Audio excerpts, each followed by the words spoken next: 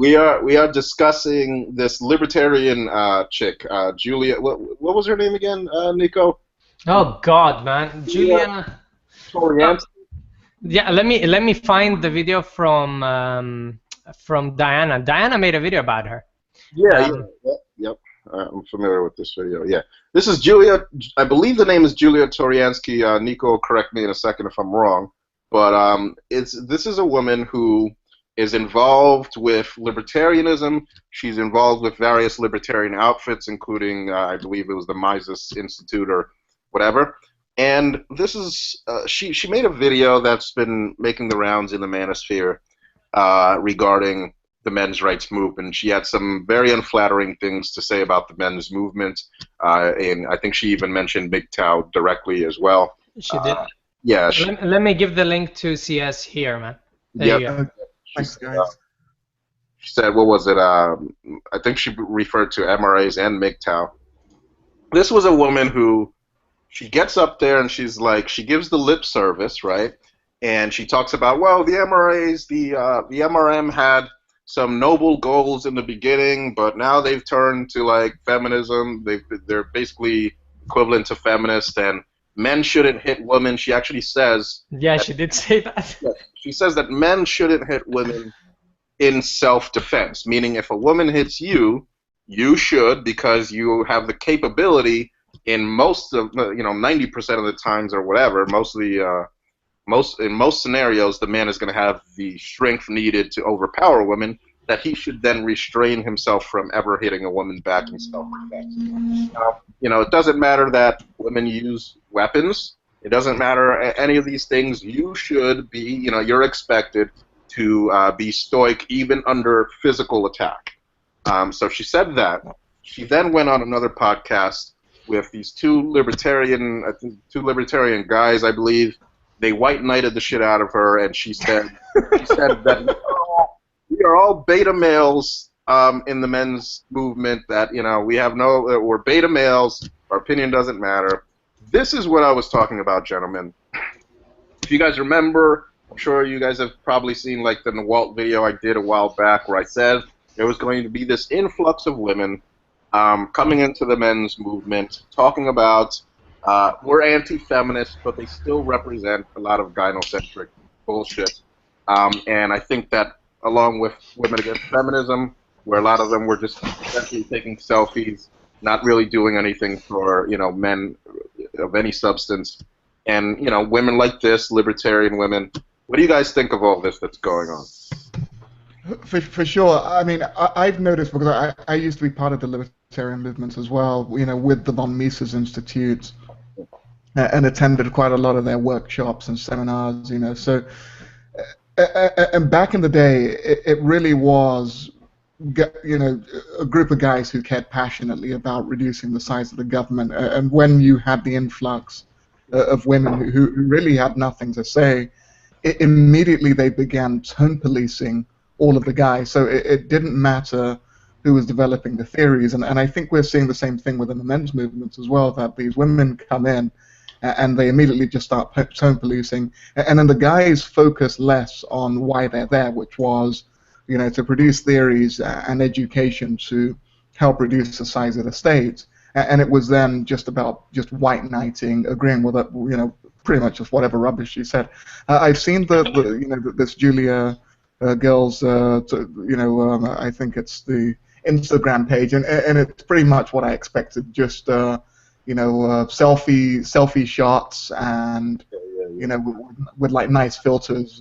There's very, very little to suggest she actually understands genuine libertarian theories, and the fact that she's, I guess, criticizing men who would defend themselves, just suggests, she has very, very little, regard for the male gender. Well, and not just that. I mean, anyone who proclaims themselves as anti-feminists, and we have lots of females now that just parading around with anti-feminist signs and all that, it doesn't mean they're pro-men. I mean, yes, agreed. It doesn't mean that at all, because if they were pro-men, they would be just supporting for men's rights. And I mean, I made a video about this altogether, and like, I don't know, 3 months, 4 months ago, I have no idea. And I said that we have so many women within the manosphere right now that, yes, our opinions are getting filtered, I guess, not in MGTOW as such, but I guess in the MRM, etc., and the AVFM and whatever is happening with those guys. I mean, anywhere that there are women, the opinion seems to get filtered. And if women truly wanted to do something positive for men, I said that women can just refuse all their super rights, all the rights that they have by default. You don't have to act all those rights, but you have them there. No one's going against the narrative, the feminist narrative. Anything that they gain because of feminism, is inherently good for them. The problems that, I mean, the majority of anti-feminists that I see around, usually young women that are seeing that that's probably causing them a bit of damage in the dating scene or whatever, men walking away, etc. I don't see any of them caring for anyone other than themselves. For sure. I guess with a lot of them, it's the desire to be seen next to the, the new hip cool thing. And libertarianism, for a period of time, I mean, is or has been the new kid on the block. It's it's fun, it's fashionable, it's a little bit edgy, and hey, these women will just immediately pile in and try to be associated with that. And again, hey, look. Okay, so that's an interesting question that you guys raised.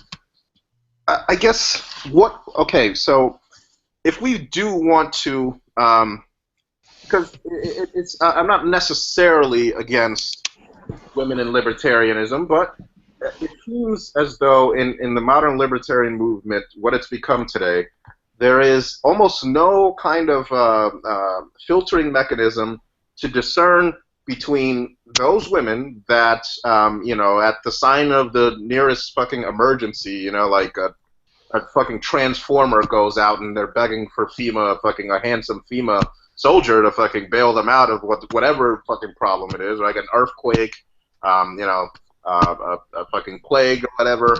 All of these women that are sitting there talking about less government, or a lot of these women, would be begging FEMA to like rescue them, right? Yeah. And of course, granted, a lot of men would too, but in any kind of emergency situation where the government is being stretched thin, the vast amount of people that are going to be self-sufficient and are not going to need bailing out from the government are of course going to be men.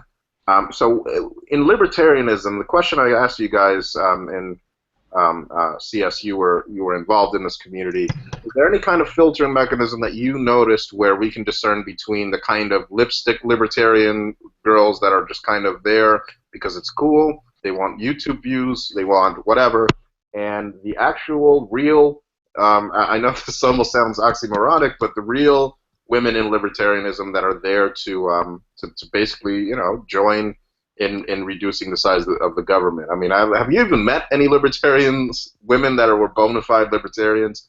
Unfortunately not, and I spent a lot of time around libertarians, both in the UK and the US, and I've never actually come across a true bona fide libertarian woman. So you would occasionally have a woman who could speak pretty eloquently on libertarian theory. They could discuss the Austrian theory of the business cycle. They could address the importance of free and voluntary associations. So for sure, some of them actually had that patted down pretty cold. But however, now being able to kind of look at it, with a red pill or with a filter, now knowing what I know, it was the cool thing. They weren't in any way, shape, or form. At least, from the interaction I'd had with the few women I met in the movement, advocating for the end of things that were easy to kind of tear down. So it was like, we have to reduce the size of the state, and it was like, well, your gender is responsible for the overwhelming majority of state spending, and we've got to get the troops home, and it's like, well, what about just tackling all of the free shit you guys are getting from Medicare and Medicaid and the free health services and the discounted this and the discounted this, and there was very, very little discussion within libertarian circles, at least when I was there, when you had women moving into libertarianism, of reducing the size of the states where women directly benefited from it. Was okay, we've got to discuss monetary policy and the war on terror, and which of course are very, very important things, but there was nobody talking about ending women, infants, and children programs, for example. That was just simply never discussed, and it never will be when there are women in the movement. So, Yeah, it's necessary to understand that. I mean, all those things, if you portray them in any form of, let's say, in any spotlight, they will appear to be good things. Don't you want to help women who are raising children alone? What about the children? All of these things, they will be used as counterpoints to anything that you're about to say. But the thing is, if you're limiting the government, as libertarians want to do, and I guess many of the MGTOW want to do as well, it's going to mean reducing the spending with regards to female programs, female shelters, all of those things. Or if you want to go the complete opposite, is increase the spending, which again will mean taxing men rather than anything else. how many of these men? I have a distinct feeling that in the event that these people, libertarians, who again are mostly men, were to gain hold of were to gain some kind of political foothold and actually start getting enough political influence where they could start affecting law, and by virtue of that shrinking the government, I have I can't shake the feeling that, because this is going to be a gradual decrease in the size of government, you can't just turn it all the social programs overnight. That would probably fucking cause riots in the streets. I have a distinct feeling that the only thing that they're going to keep up until the very last moment is all of the benefits that women have been receiving. I mean, I really think that the infrastructure that women have built via political action is something that they are going to be afraid to challenge. Maybe I'm wrong, but these are mostly men. And what do you think is going to happen when the press gets a hold of the fact that these guys are slashing WIC and little single moms, little Johnny from the single mother household? It doesn't know where he's getting his next meal. What do you think is going to happen then? Mm-hmm. Exactly. I mean, that's the whole point. You can't reduce the size of government directly affecting children, mothers. Oh, what about the children? All those things. Nobody will use the argument they shouldn't have had the children in the first place if they couldn't have supported them. I mean, that's logic, but that's no longer an argument once they had the children and the state basically started supporting those children. Then it will be like a father allowing his child to die. Right. So I mean, right now, are they advocating, or are they in the States? Are they advocating for free tampons for women, or are they already getting the free tampons from your taxes, guys? I mean, it's that bad. That I'm unaware. I honestly don't know, but I do know that in anything in terms of reproductive health, they're pretty much taken care of. And look. Oh yeah. I know that people that are I guess anti-abortion aren't going to like hearing this, but to some degree, for example, with Planned Parenthood, right? Let's say that we outlawed abortion. All of a sudden, all of these women who do not want these children, these kids to be born, this fetus to be born, is so that's going to be banned.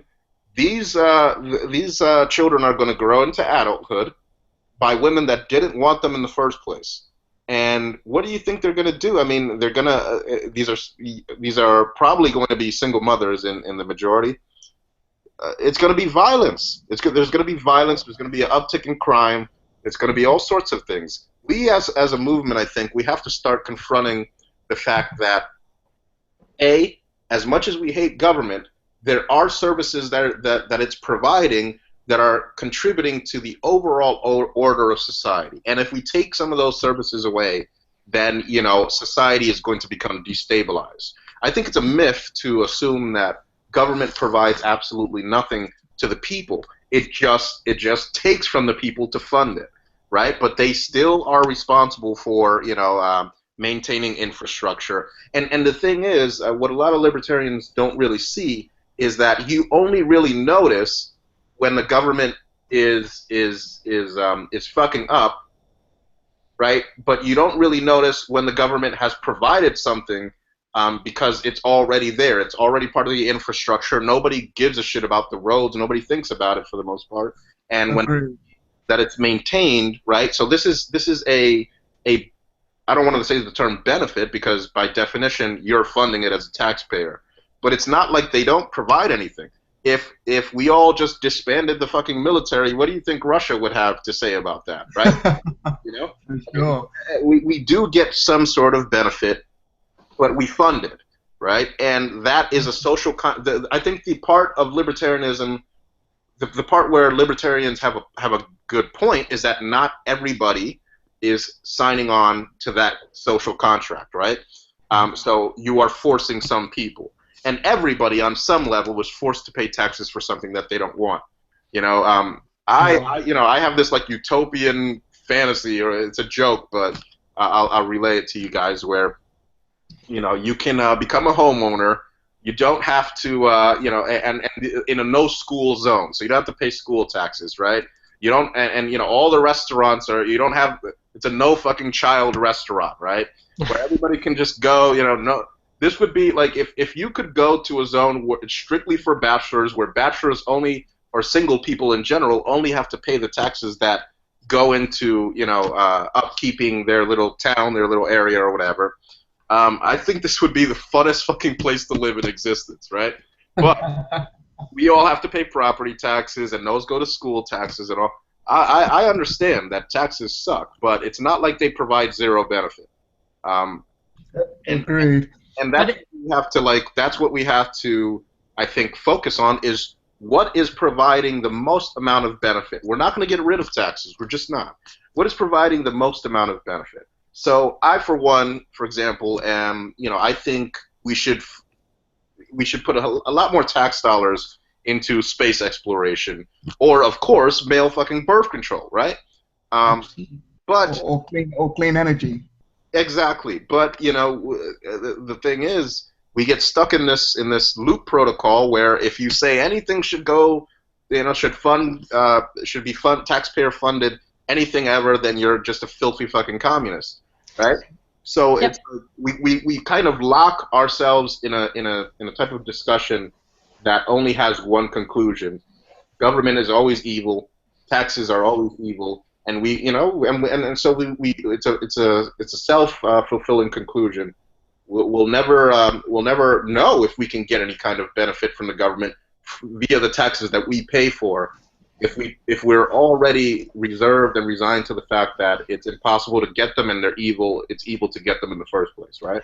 But I mean, consider the opposing argument for a second. For example, let's go on strictly children. And I read someone in the comment section saying that everyone should be entitled to be a father, and it should be a father if he so wishes to be, right?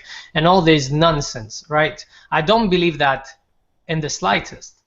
No. I believe. Let me phrase my opinion here. So, for example, if someone with everything that's in place right now, in terms of contraceptions for women, right? So they have the pill, they have all these new advances, Implanon, etc., all the way down to abortion, right? So you have all the choice in the world in order to look at your situation, realize what's happening with regards to you financially, and see whether you're capable to bring up a child in this world. Yeah. Therefore, if you have all these free and available choices in order to control your, let's say, fertility, and you don't take them, then why should it be that it's my fault to pay for your children? Right, and we're talking in the UK. It starts 20% tax, it goes 40% tax, and then it goes 50% tax to anything above 100 grand a year. Right, and that's how it works. Yeah. But why should it be my responsibility to raise someone else's child or anyone else's responsibility, especially when we're already funding all those programs in order to prevent that from happening. You're absolutely right, and that's what I'm saying. My only argument is I would love to live in a world where people don't have to fund anything that they don't want to fund. I mean, I even put forth the possibility that you could have an opt-in system to taxes. Of course, we would need, like, imagine the tax code being set up where everybody needs a basic skeleton taxes that they pay. So, you know, military expenditures, stuff like that. Keeping the roads and the highway systems and all that. Just the basic skeleton stuff. And then after that, everybody else gets to decide what they want to fund. If they don't want to fund education or public schooling, they can do that. But you know, if they can't benefit from it, right? They can't send their kid to the school. You know, something like this where people can decide what they want to fund after just the minimum amount of taxes that keep a state functioning are put forth. But you know, of course, I seriously doubt the federal government would ever allow that. Optional taxation makes no sense for a government. In Switzerland, do you have something almost approaching that with their direct democracy system? Okay. Every time there's a new piece of legislation, apparently canton by canton, they all can, you know, you have to vote, and you know it's done on a kind of case-by-case basis. So the government can't increase taxes without, in a canton, without, you know, the participants or the inhabitants, sorry, of the canton voting.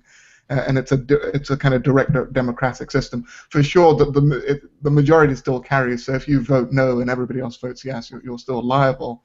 However, they literally get a say on every little thing, and as a result, apparently, it actually works, and you have a far happier society. Yeah, that's the only type of democracy. I mean, just learning from the classics in ancient Greece, that's how democracy was invented, and every man was supposed to vote. Every free man, okay, every free man was supposed to vote for every single issue that was going on within the city, and people were not allowed to not have opinions. Actually, if they didn't have opinions, they threw them off the Acropolis all the way down. We don't want that, okay? Obviously, people can not have opinions or not care about certain issues, but I think direct democracy, it's something that you feel like you took a part in it, okay, you didn't win, but at the end of the day, this is the decision that needs to be taken. And it's not voting for people that supposedly know better than you about you and may represent your opinions as well, you know, or as close to well as you may potentially have your opinions represented in Parliament. It's bullshit, right? This democracy that exists in the West does not necessarily work as well as it could work. It does during times of, you know, struggle, during wars and stuff like that, where the majority of opinion actually, you know, votes for parliaments or certain, you know, governments to be elected, and there is one issue at hand, and the majority of people agree for that issue. But other times, it's not as clear-cut, especially in times of peace. The situation being decided by people not really having any real opinions, you know, being comfortable in their chairs. They're just going to go and side with the opinion that makes, you know, most sense in terms of getting reelected. I think there's another issue that isn't really discussed at length, right? And I think that this is what makes MGTOW so important, is that the libertarian, right? The libertarian-minded person really does not take into account the ability for a formulaic way that the public ingests information. And you know, if a person is skilled enough, and we see this with modern politics, and we see this with advertising, they can sway public opinion in a way such that they can get the they can get the desired results.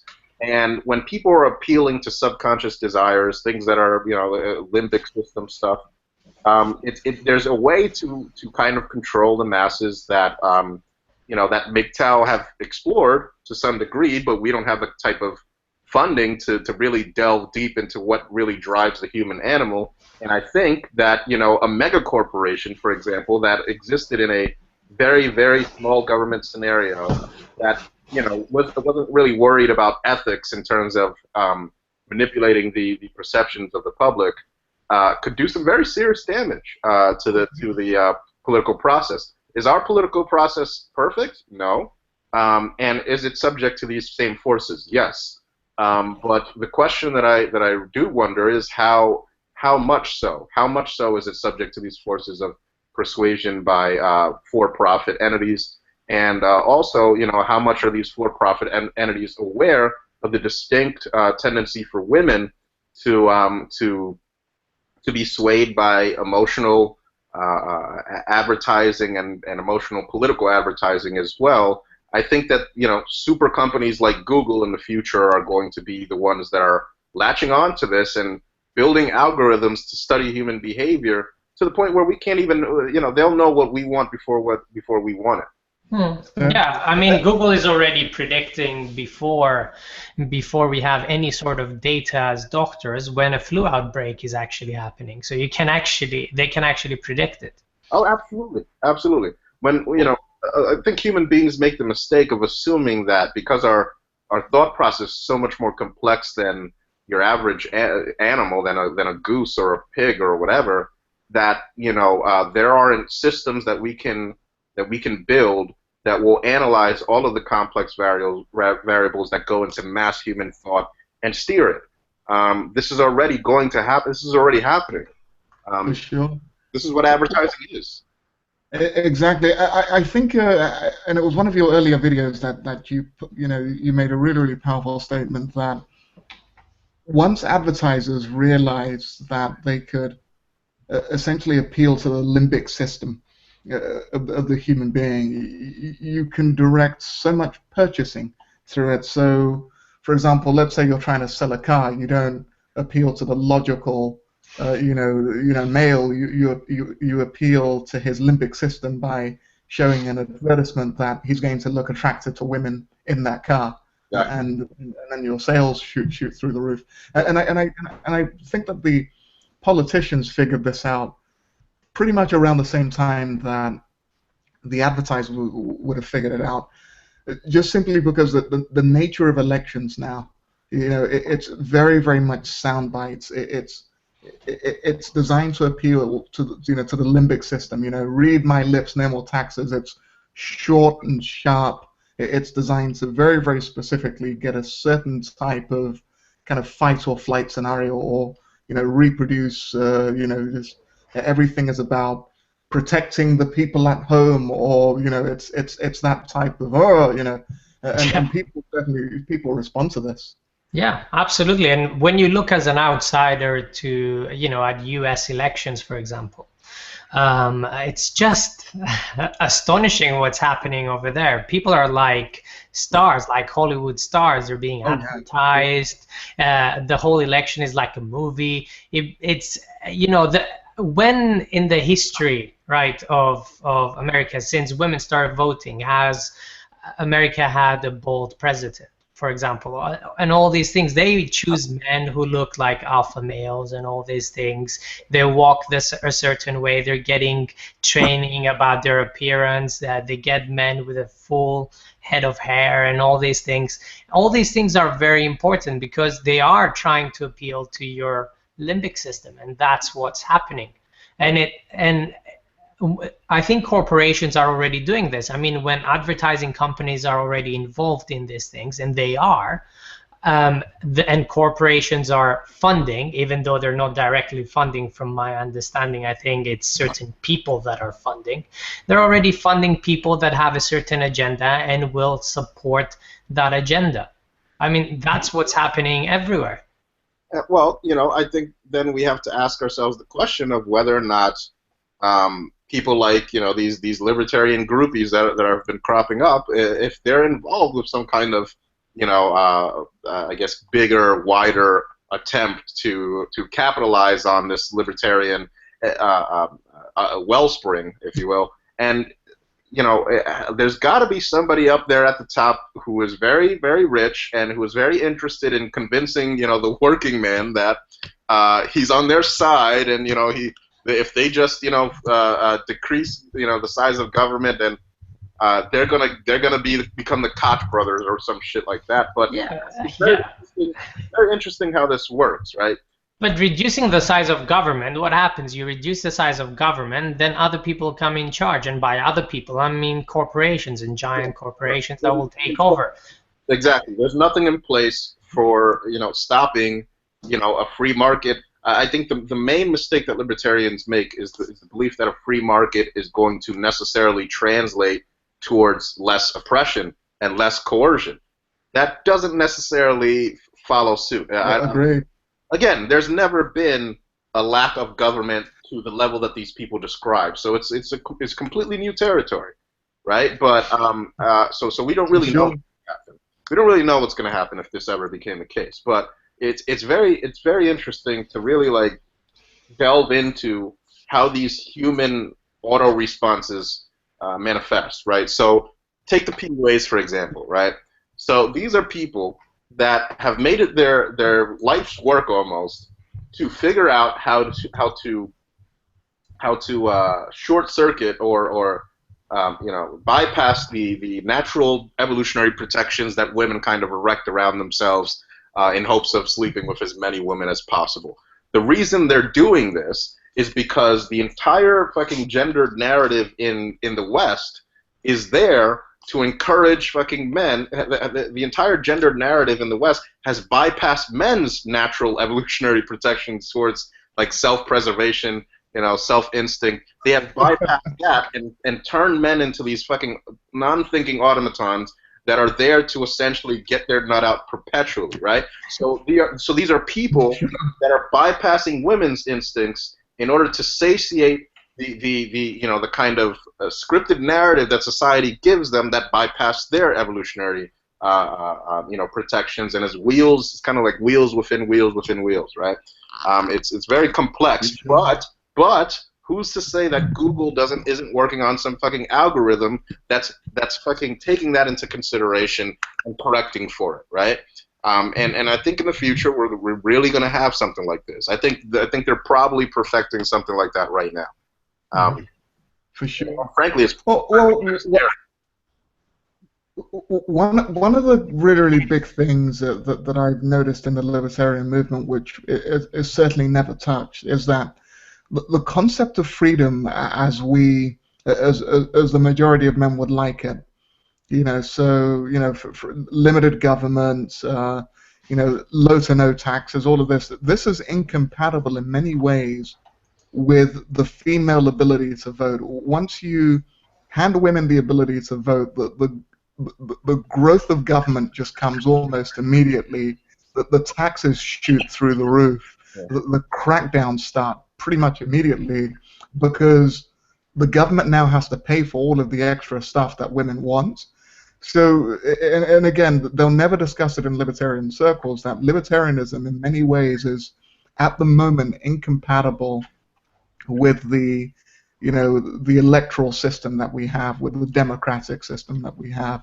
That when you do have half the populace who are biologically inclined to demand free shit, you can't have a free society, not in the way they want it. Yeah. Well, I think, yeah, and you bring up an interesting point. It's really never addressed that men choose something like libertarianism because it's in their interest to do so for the most part, right? Yeah. And then we're kind of surprised when women do the same thing. Why would we assume that women would join us in that endeavor? Because women are best served by having a stability, having a government that is going to provide for them if the men can't. And look, they're acting in their own interest too. And that's called, if you point that out, that's called identity politics, right? But if you point that out, then that's the evil fucking thing that you're never supposed to talk about. But if men don't start acting in their own fucking interest a lot more if men don't start, for example, making sure that even if they don't have, you know, like a genetic predisposition to prostate cancer or something, right? Or even if they're not in danger of going homeless, or even if they weren't circumcised, that they need to be concerned about these issues. If men don't start doing that, then it's going to get even worse for them.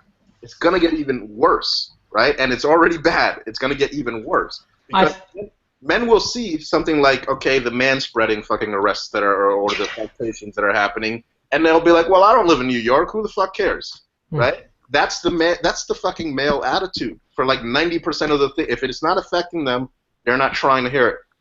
And this goes back to, for example, this video with, oh god, the men's rights movement is filled with crybabies. That one with the two guys and that Julia chick. Julia, I believe it's her name, right? Whatever, doesn't matter, right? That chick that was talking. They were discussing there, and they were saying that men should, you know, prevail through all the difficulties, right? Men should fight. They should be, you know, alpha males and all this shit. But why on earth should any man have to go through more shit than he ever has to go through if we can put laws in place, laws that we've already put in place for women's protections everywhere? Why do we have to be martyrs all the fucking time? I mean, it doesn't even follow in logic. And that thing with circumcision, for example, nobody cares. I'm like, oh, my child is not circumcised. It's fine, right? I'm not circumcised. It's okay. I don't care enough about this issue. But you should, right? You should give it. You should give a fuck, because potentially it could be that in the next couple of years, you know, it's going to be the norm thing that all males are circumcised because women find it more appealing and they voted 51% for it. I mean, who knows, man? And I know this isn't very logical, but men should care about the issues that affect men. All of men. And I don't see any interest in men around. No, that's identity politics. No, you can't do it. No, sorry. I'm sorry. I do apologize. You know, I mean, it's like, okay, look, nobody else gives a shit about men, right? Everybody else gives a shit about women. There is a simple equation taking place here, right? If you want to be able to figure out what needs to be done, you know, look, men are going to have to start saying, I refuse to allow, you know, the next man to be victimized, because eventually you become the next man. Exactly. And if that's, you know, some kind of crime against the fucking rugged individualism of, you know, men or whatever, then I'm sorry. I don't know what to tell people. Because, no, not everybody, not even the most hardcore, staunch libertarian, is an island unto himself. He is living within society, and we are a species that is designed for survival. We are not just, you know, quote, rational actors, all just fucking, you know, figuring out the most optimal arrangement and putting it into place. No, we are fucking monkeys that are motivated by very primal urges that that override rationality a lot, right? And you know, so there is no, you know, you're not always a rational actor. You're not always going to get the most optimal arrangement, and therefore, you know, men are going to have to start looking after themselves, because nobody else is doing it for us, right? I mean, I don't know. I mean, I try to explain this to people over and over. If there's any message within MGTOW that, you know, at least in terms of what I put out there, that is most important, is that nobody is going to give shit about our suffering, and the only chance that we stand to prevent male suffering and male discrimination is that men are going to have to start watching out for other men. And if that doesn't happen, then at a certain point we have to start confronting the fact that we don't have a right to complain about this shit anymore. Absolutely. And one recent example that I think it's very funny and very minor in terms of an example, I mean, in the UK, what was it recently? They voted that porn may be illegal, or certain types of porn may be illegal. Any violent porn, they've made it illegal now. Yes. Yeah, BDSM or whatever the hell might be happening. And you know, there were fuckloads of posts when this was announced telling men, oh yeah, it's fine, you know, you can just get a VPN and you'll get all the, you know, type of porn that you want to get. And I'm like, you guys should be outraged. I know. Right? Not find just ways to circumvent the system. Just fucking be outraged at it. That's the thing, man.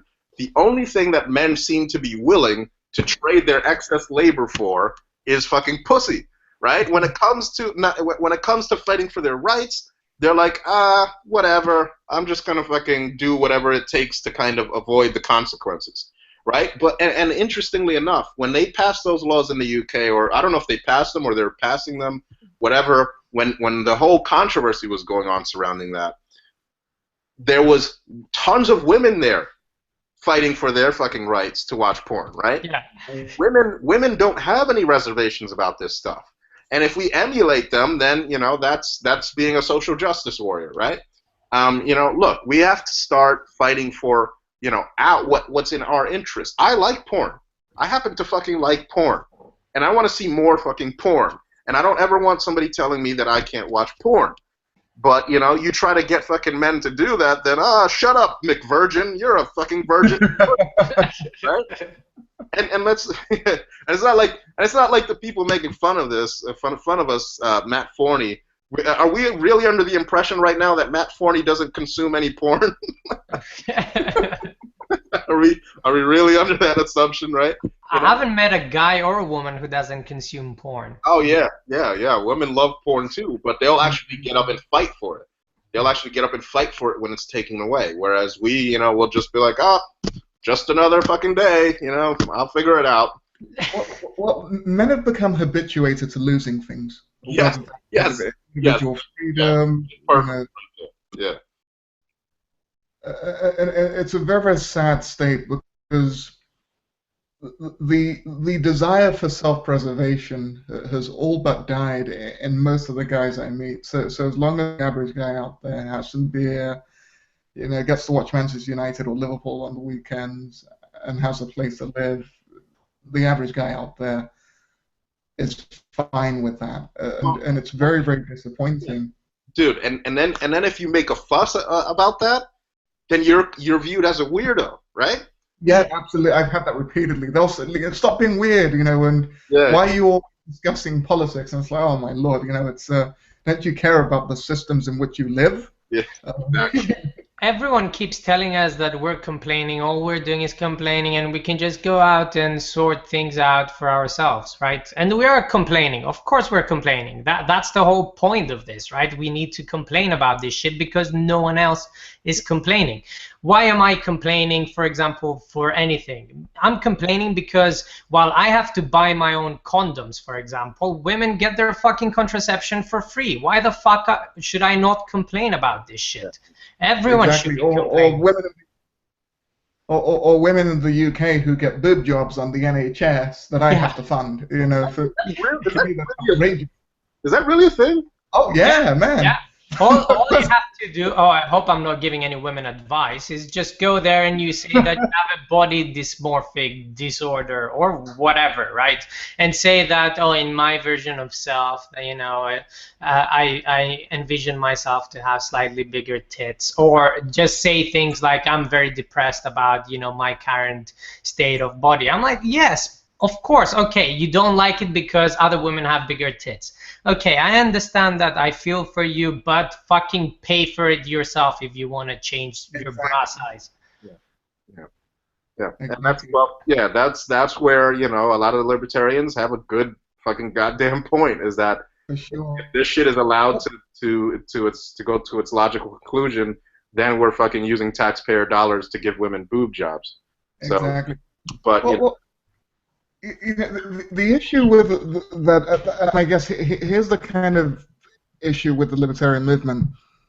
They're advocating that women don't get boob jobs, and for sure, I agree with them. But since that isn't going to happen, they won't then turn around to men and say, look, we're not going to try. We're not going to have any success in persuading the government not to hand women all of this extra free shit like boob jobs and nose jobs that you pay for. So we failed there. So what we advise is you go and get your piece of the pie now. You know, we're not going to reduce this thing. Go and make sure your needs are met. No, that's hardcore fucking communism. That's like Yeah. that's the fucking gulag right there. Like you are a member, like you're a capo in the fucking gulag if you do that, right? If you dare suggest that we don't have the political clout to reverse the politics of like the last, I don't know, fucking 2,000 years or whatever, right? Where like city states and all of that. This is our modern government is just a city state on fucking steroids, right? And we don't have the kind of political clout to reverse that trend yet. Maybe one day in the future we will, but right now, no, we don't. And so then, if you dare, go try to get Medicaid, you're a fucking evil commie, right? That's the type of dysfunction that we're dealing with in the manosphere. I think that if men should actually advocate for to be able to get health care from the government if they don't have it. I'm lucky in the sense that, especially here in the States, that, via my job, I get a pretty good health care plan. But, I mean, am I going to turn around and call, I remember, man, when I was going to school, there was this one guy who, he was going for an engineering degree. He had Crohn's disease. Are you guys familiar with this? Or Yeah, I am. Oh, for sure. Yeah. Crohn's disease, very bad stuff, man. Like, and this is a disease that's an autoimmune disease that attacks, the intestines, and therefore, there's varying degrees of, suffering from this disease, and he was a pretty bad case. And it took him, in the middle of a fucking engineering semester, it took him all sorts of fucking hoops he had to jump through. Even though he was legitimately sick, they did colonoscopies on him, they did all sorts of fucking things. He was legitimately sick. He was diagnosed with Crohn's disease, and he still had to fucking jump through fucking all sorts of fucking hoops to get Medicaid, right? It was like a ridiculous amount of like time and energy that he spent, that he could have spent studying. And he couldn't even study because he was so sick at that point that it was like interfering, with his studies. And then, we also went to I went down there one day because he just asked me to the fucking Medicaid office, and there was these chicks there that were just you have 5 kids, there you go, food stamps, welfare, WIC, all of that shit, right? So women can spit out babies, have kids, and they get it right away. This guy is suffering from a severe like autoimmune disease, right? And he can't get it in the middle of school, right? If there's any person that deserves it, it was this guy. He would work his ass off, right? Nothing. And the thing is, men won't say anything about it. Men won't care. And if you try to say he should have gotten fucking Medicaid, then you're a communist. It's the same over in England. There are massive delays, and there are multiple reasons for this. There are massive delays in getting access to healthcare, but particularly cancer care. But it's far easier to get a nose job on the NHS, paid for by the tax, to get a boob job after a pretty routine consultation by a psychiatrist. You can immediately be seen, and then in very short order have a bigger set of tits, with which to practice hypergamy. It's controlling females' reproductive advantage. Exactly. I mean, there was a really famous case in the papers. Unfortunately, I don't remember the lady's name, but she basically she said, "Oh, my small breasts are, I was bullied at school because of my small breasts. I don't know how that worked out, and it's ruining my life." It was a typical kind of sub story. So she was handed these massive cans, and then of course, and then she started dating this guy, and then she got pregnant, and it was like just like a carnival roadshow. And she ended up on like Celebrity Big Brother, but they couldn't have her on the show because she was pregnant at the time, and then she aborted the child. What? She could go on the show. Wow. Priorities, right? Fucking hell. That's the kind of, oh my god. Okay, so Well, okay. I'm so glad I stopped reading newspapers after you told me this story. Okay, so there's a guy, Blood Moon. I actually was talking to him the other day. He's a cool guy. But so he says, Bar, I don't think most libertarians think if you receive Medicaid, then you're a commie. Sure, I admit that was an exaggeration, sure. But, you know, we all know that there's a general attitude, right? I mean, I made a video about, you know, taxpayer-funded domestic violence shelters. And yes, there were a lot of libertarians in the comment section basically, you know, frothing at the mouth and implying that I'm a leftist, I'm a commie or whatever, right? I mean, it's just, look, but, you know, women are going to have their domestic violence protections. And we never know if we can have it too, unless we actually mobilize and try to say that, you know, look, we do deserve this, right? How would we ever know? We don't even try. We don't even make a real attempt to do this as men. So how do we know that we can't get the same thing? And as a matter of fact, this has happened. I mean, it's not like we live in a situation where there has never, where gender egalitarianism for taxpayer-funded benefits has never, ever been the case, right? I mean, I'm sure that there are some things that men can also get that maybe started where, you know, we're only going to do this for women. It's not like every single benefit that a taxpayer gets is only given to women. I mean, there are situations. I mean, I'm having trouble thinking of the top. I mean, there are some situations.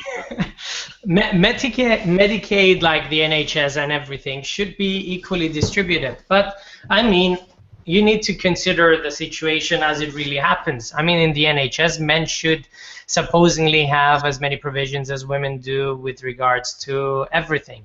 Well, but the majority of the spending, if you are to divide it, goes to women. Yes, and that's also, I think that's also partially our fault, because men are fucking terrified to go to the damn doctor, right? Yeah. We just don't go. And that's simple. I mean, when I was seeing patients, for example, it would be, for example, 70% women, and then it would be 30% men, and that does come because men, for example, work the majority of the time, and you know, normal working hours are 9 till 5, and then you only see men. I mean, that varies to degrees, but you only see men who are either abusing the system, and women are doing the same thing. But with regards to regular patients, you only see men if they're dying, like if they're really unwell. Niko, tell me if this is the case, right? Because you're a doctor, so you would know. Okay, so when you do see a man with a reason to be there, he's usually like sweating bullets, his eyes are fucking moving around, like he doesn't know, he's nervous and scared, correct? Yeah. And they don't know what to expect. That's how you know that men don't go to the doctor. For example, they come to see their doctor, and you sit with them, and they don't know what to expect. Like, you tell them, okay, yeah, I can give you this medication, you know, it's not going to cost you this much, you get this every month, and they're like, oh, really? And whereas women, young as 14, 15 at times, they know that they can get certain things for free, they know what their rights are, they know all these things. Anything that they can get for free, they get it for free, and they have their regular checkups. Regular checkups. I don't think I've spoken to any man below the age of 55 that has any checkups every, let's say, a couple of years. You don't even need to go every year, but no one actually does that. Well, that's the thing, is that, you know, we should be clear here. It's not that men never go to the doctor, it's that men only go to the doctor when it's too late. And, you know, women go to the doctor if they fucking sneeze wrong, right? And, you know, that shit has to change. That shit has to change. You know, clearly men are sitting there festering in their fucking symptoms until it's fucking way too late, and, you know, it's something is gonna, you know, they're gonna fucking, something terminal happens, right?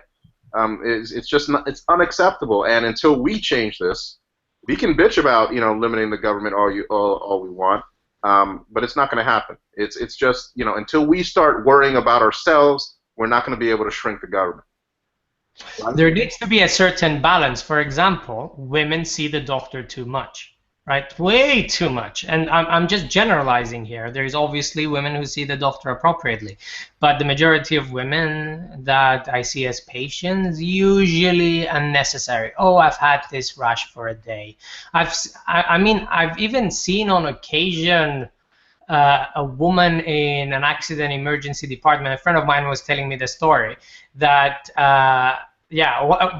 this woman came to an accident emergency department because her vagina was itchy for a couple of hours. We're talking about an A&E department because her vagina was itchy. This is ridiculous. Wait, is that the equivalent to like the emergency department, or? Yeah, the emergency department. She came to an emergency department because her vagina was itchy, and she was seen. She was seen, and that costs the taxpayer £150 minimum as soon as she walks the A&E department because of an itchy vagina, right? It's more like a couple of grand when you consider all of the the hospital costs, the costs of the nurse, the triage, the attending physician. It's more like a couple of K minimum to see somebody in A&E. Yeah, absolutely, and that's the problem. That's the thing. I mean, Milo. I was watching an interview with Milo Yiannopoulos, and oh fuck, I forgot the other guy's name. Doesn't matter, right? And he was saying that Europe has gone through the experiment that's right now going on in the States. Yeah, right? You're talking about the Joe Rogan interview. Yeah, Joe Rogan interview, yes. And he was saying that Europe has already gone through the experiment. We've had, welfare state that was massive, all of these things, and they saw that it doesn't work. So right now they're trying to cut down on things. It's not working, obviously, not working at all, but they know that the experiment doesn't work. And now the experiment has been transferred to the States. Yeah. Well, look, there's a guy in the comment section right now, Juna Lesson. He says, quite tired of the lie that men don't want to be helped. Look, men that are given, men that are, I guess, shown the ability or educated in the ability to want to self-preserve, they generally seek out the doctor more often. It's these guys that are, that they want the weight of the world on their shoulders. They want to prove to everyone in society, and specifically their women, that they don't fucking need help from anybody. Those are the guys that usually get fucked. Exactly. Exactly.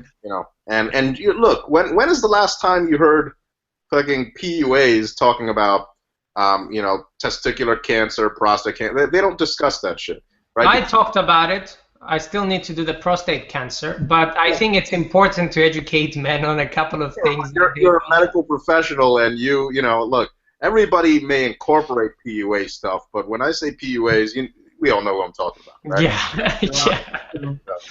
Well, what I've noticed is that a lot of guys. So when I used to work in the city of London, men would feel proud of the fact that they hadn't visited the doctor for years. They would say, "Yeah, I haven't been to the doctors in 25 years." And it's like, well, that's not a good thing. Yeah. It doesn't mean you're healthy. It probably means you're not healthy and you don't know it. I mean, that's what it means. And I see men, like, for example, I see all these men, 65-year-old, and I see them for the first time, let's say, in the acute setting. And these people, you examine them and you're like, you do know that your lungs are not healthy. Do you smoke? It's like, oh yeah, I've been smoking for years. How many years? I don't know, 55 years, something ridiculous like that. And I've never had any problems. Really? Do you think you haven't had any problems? Your lungs sound like a, I don't know, paper bag being opened up and down. That's what your lungs sound like. If you've been to the doctor a couple of years back, he would have told you, oh, there is a problem with your lungs. Maybe you should cut down on the smoking. You're not actually as healthy as you think. All these things are important. Yeah. And people are skipping up on these things. Well, yeah, it's basic fucking maintenance of the human body, man. And if men, look, there's Peter Gibbons. He says they'll just game their cancer. Yeah. Well, you can probably convince the cancer to go away, or throw you a glass of wine in your face or something like that. Yeah. It seems that men like as a gender, we're proud of the things that are most destructive of us. You know, so the ability to smash another guy's face in, or the lack of desire to ever get medical care unless one is literally at death's door, or the ability just to consume vast amounts of alcohol, or work like a worker drone for 50 years and just be exploited. We're really, really, as a gender, proud of these things. Like, the more destructive they are, the more tightly we tend to cling to them. I told you the story that I don't know if I told you. I was thinking about not paying pension, right? And that's because average life expectancy for a doctor in the UK, male doctor, is around 67. I'll be so there's no point in paying pension. I'll be dead in no time. And I told a male consultant this, and it's like, see, we work that hard that we die younger. And I'm like, how the fuck are you taking this as a positive statement? People are dying because of the stress and the long hours that they put into and the sacrifice that they put for themselves, and you think this is a positive thing? No, it isn't. Yeah. And women also die younger, by the way, but they die 5 years older than the guy, so it will be about 72, 73 years of age. And that's still better because they do take some time, they do take some time off. Most of them work part-time, they go and see the doctor, blah, blah, blah, blah, blah. And even male doctors don't do that. The majority of male doctors would tell their buddy, can I have a prescription for this? I was like, oh, what's going on? I think I have a chest infection. Fine, that's it. Right? That's a male doctor checking himself up. And I do the same thing to an extent, but I do go and get myself checked every now and then. Well, it's like my ex-wife used to say to me, because I like to work out. She used to say that that's terribly selfish, because maybe because it takes me maybe 30 minutes to get to the gym, then I have an hour workout, a bit of a swim, then so all in all maybe 2.5 hours gone. And then she kind of said to me one day, she said, look, my older brother and his family, he's just started, her older brother's about 50, and he's just started a yoga course, and that's the first time since he's been married, something like 20-something odd years, he's managed to find time for himself, and that's a real man. And she literally just said that word for word.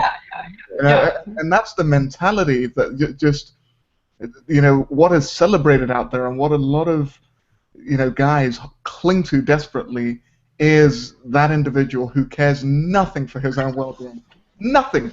A real man is someone who's self-sacrificing, will sacrifice himself to death for women, to provide for his family. That's what a real man is. And that's what the Julia chick was saying, and that's why she was claiming that we were beta males, right? That's what she was saying in that video, that we're not self-sacrificing, we're not protectors, therefore we're beta men that never got laid and all these things, which is utter bullshit. It's just that they've gotten men to believe all these lies that are going and working themselves to an early death and an early grave, that by the end of it they're wishing that the grave comes sooner to meet them. And I've seen guys wishing that they die all the time. Guys who don't want to look at their wives that come to the hospital, and guys who come with wives that want to look at their wives, and their wives are just dismissing their symptoms. Oh, my husband has never been sick. My husband has never been sick, has never been unwell in his entire life. He doesn't need to be to the doctor. He's probably playing up right now while the guy's having a heart attack. That's the situation right now, and that's the situation that women want to encourage. So we should stop listening to them. For sure. I mean, what I would personally encourage every single MGTOW to do is this: get a yearly checkup. Even better if you can get a twice yearly checkup. Absolutely put your health as a real priority in your life. I mean, if you do have the time and you enjoy it, go for a walk or a run regularly. Get your cardiovascular system in order. Because quite frankly, women are doing the same. When I go to the gym is packed full of women doing yoga classes, spin classes, circuit training. They're keeping themselves alive. And the guys, I mean, we're outnumbered even in the gym. I'm not saying everybody should become a muscle head. I mean, far from it. But please just prioritize your own health. I mean, because we're never taught to do that. But women actually are. Somebody at a certain point in a woman's life, will sit her down, usually her mother, and tell her how she should prioritize her sexual health, how she should go to her gynecologist. Well, see, this is the that's the key. There is that there is wisdom that women absolutely insist on passing down to their female progeny.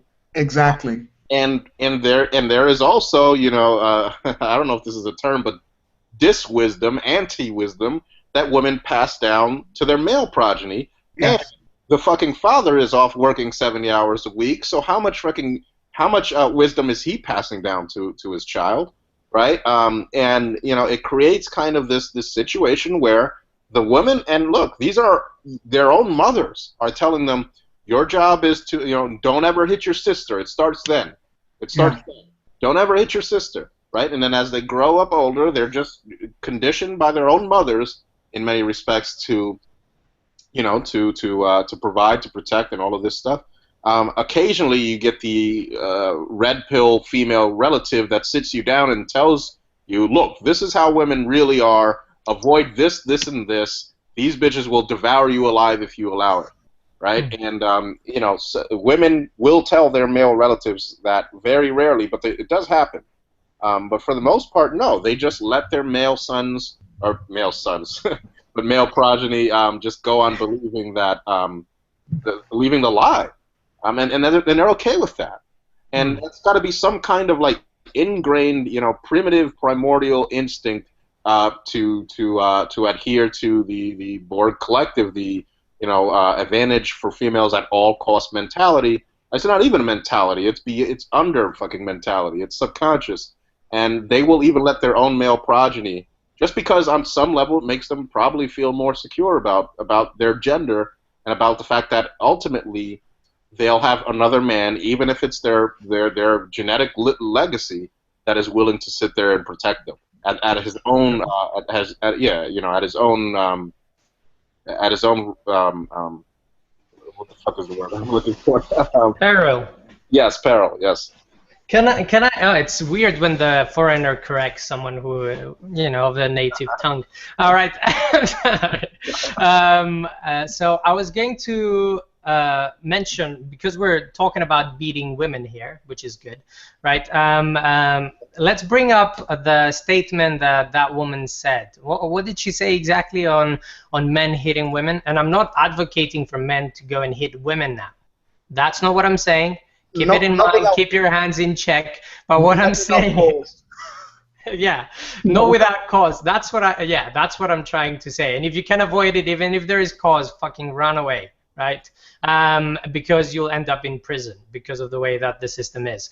This woman was saying out loud that, if she hits a man, the man should have enough common decency to have self-control to not hit her back. Because when she hits a man, her blow is not really going to cause the man any damage, right? But when a man hits her, she could potentially die. To that point, I'm saying, so if you're thinking that if a man is to hit you back, you can potentially die, why the fuck are you hitting him in the first place? Yeah. Well, because you're expecting not to get hit back. Yes. Well, it's because the standing operating procedure for Western civilization is that women should be above the consequences of their actions. It's really that simple. They shouldn't have to deal with it, because if we had a guy who was 5'11" and he goes and fucking uppercuts Lou Ferrigno, right? We know what the fuck is going to happen. If he goes, if a 165-pound, shrimp, for lack of a better word, goes and uppercuts Arnold Schwarzenegger in his prime, it's just simple, man. It's cause and effect, right? Everybody knows that guy is going to get his ass handed to him and probably going to wake up in the hospital if he survives the encounter.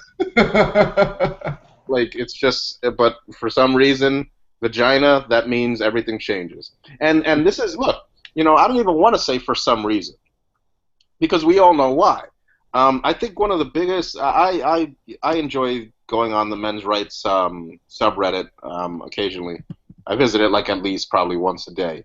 And one of the silliest things that I often encounter when browsing the men's rights subreddit is that they'll put something up there and they'll say, 40-year-old female teacher molest 11-year-old student, and 4 months in jail, right?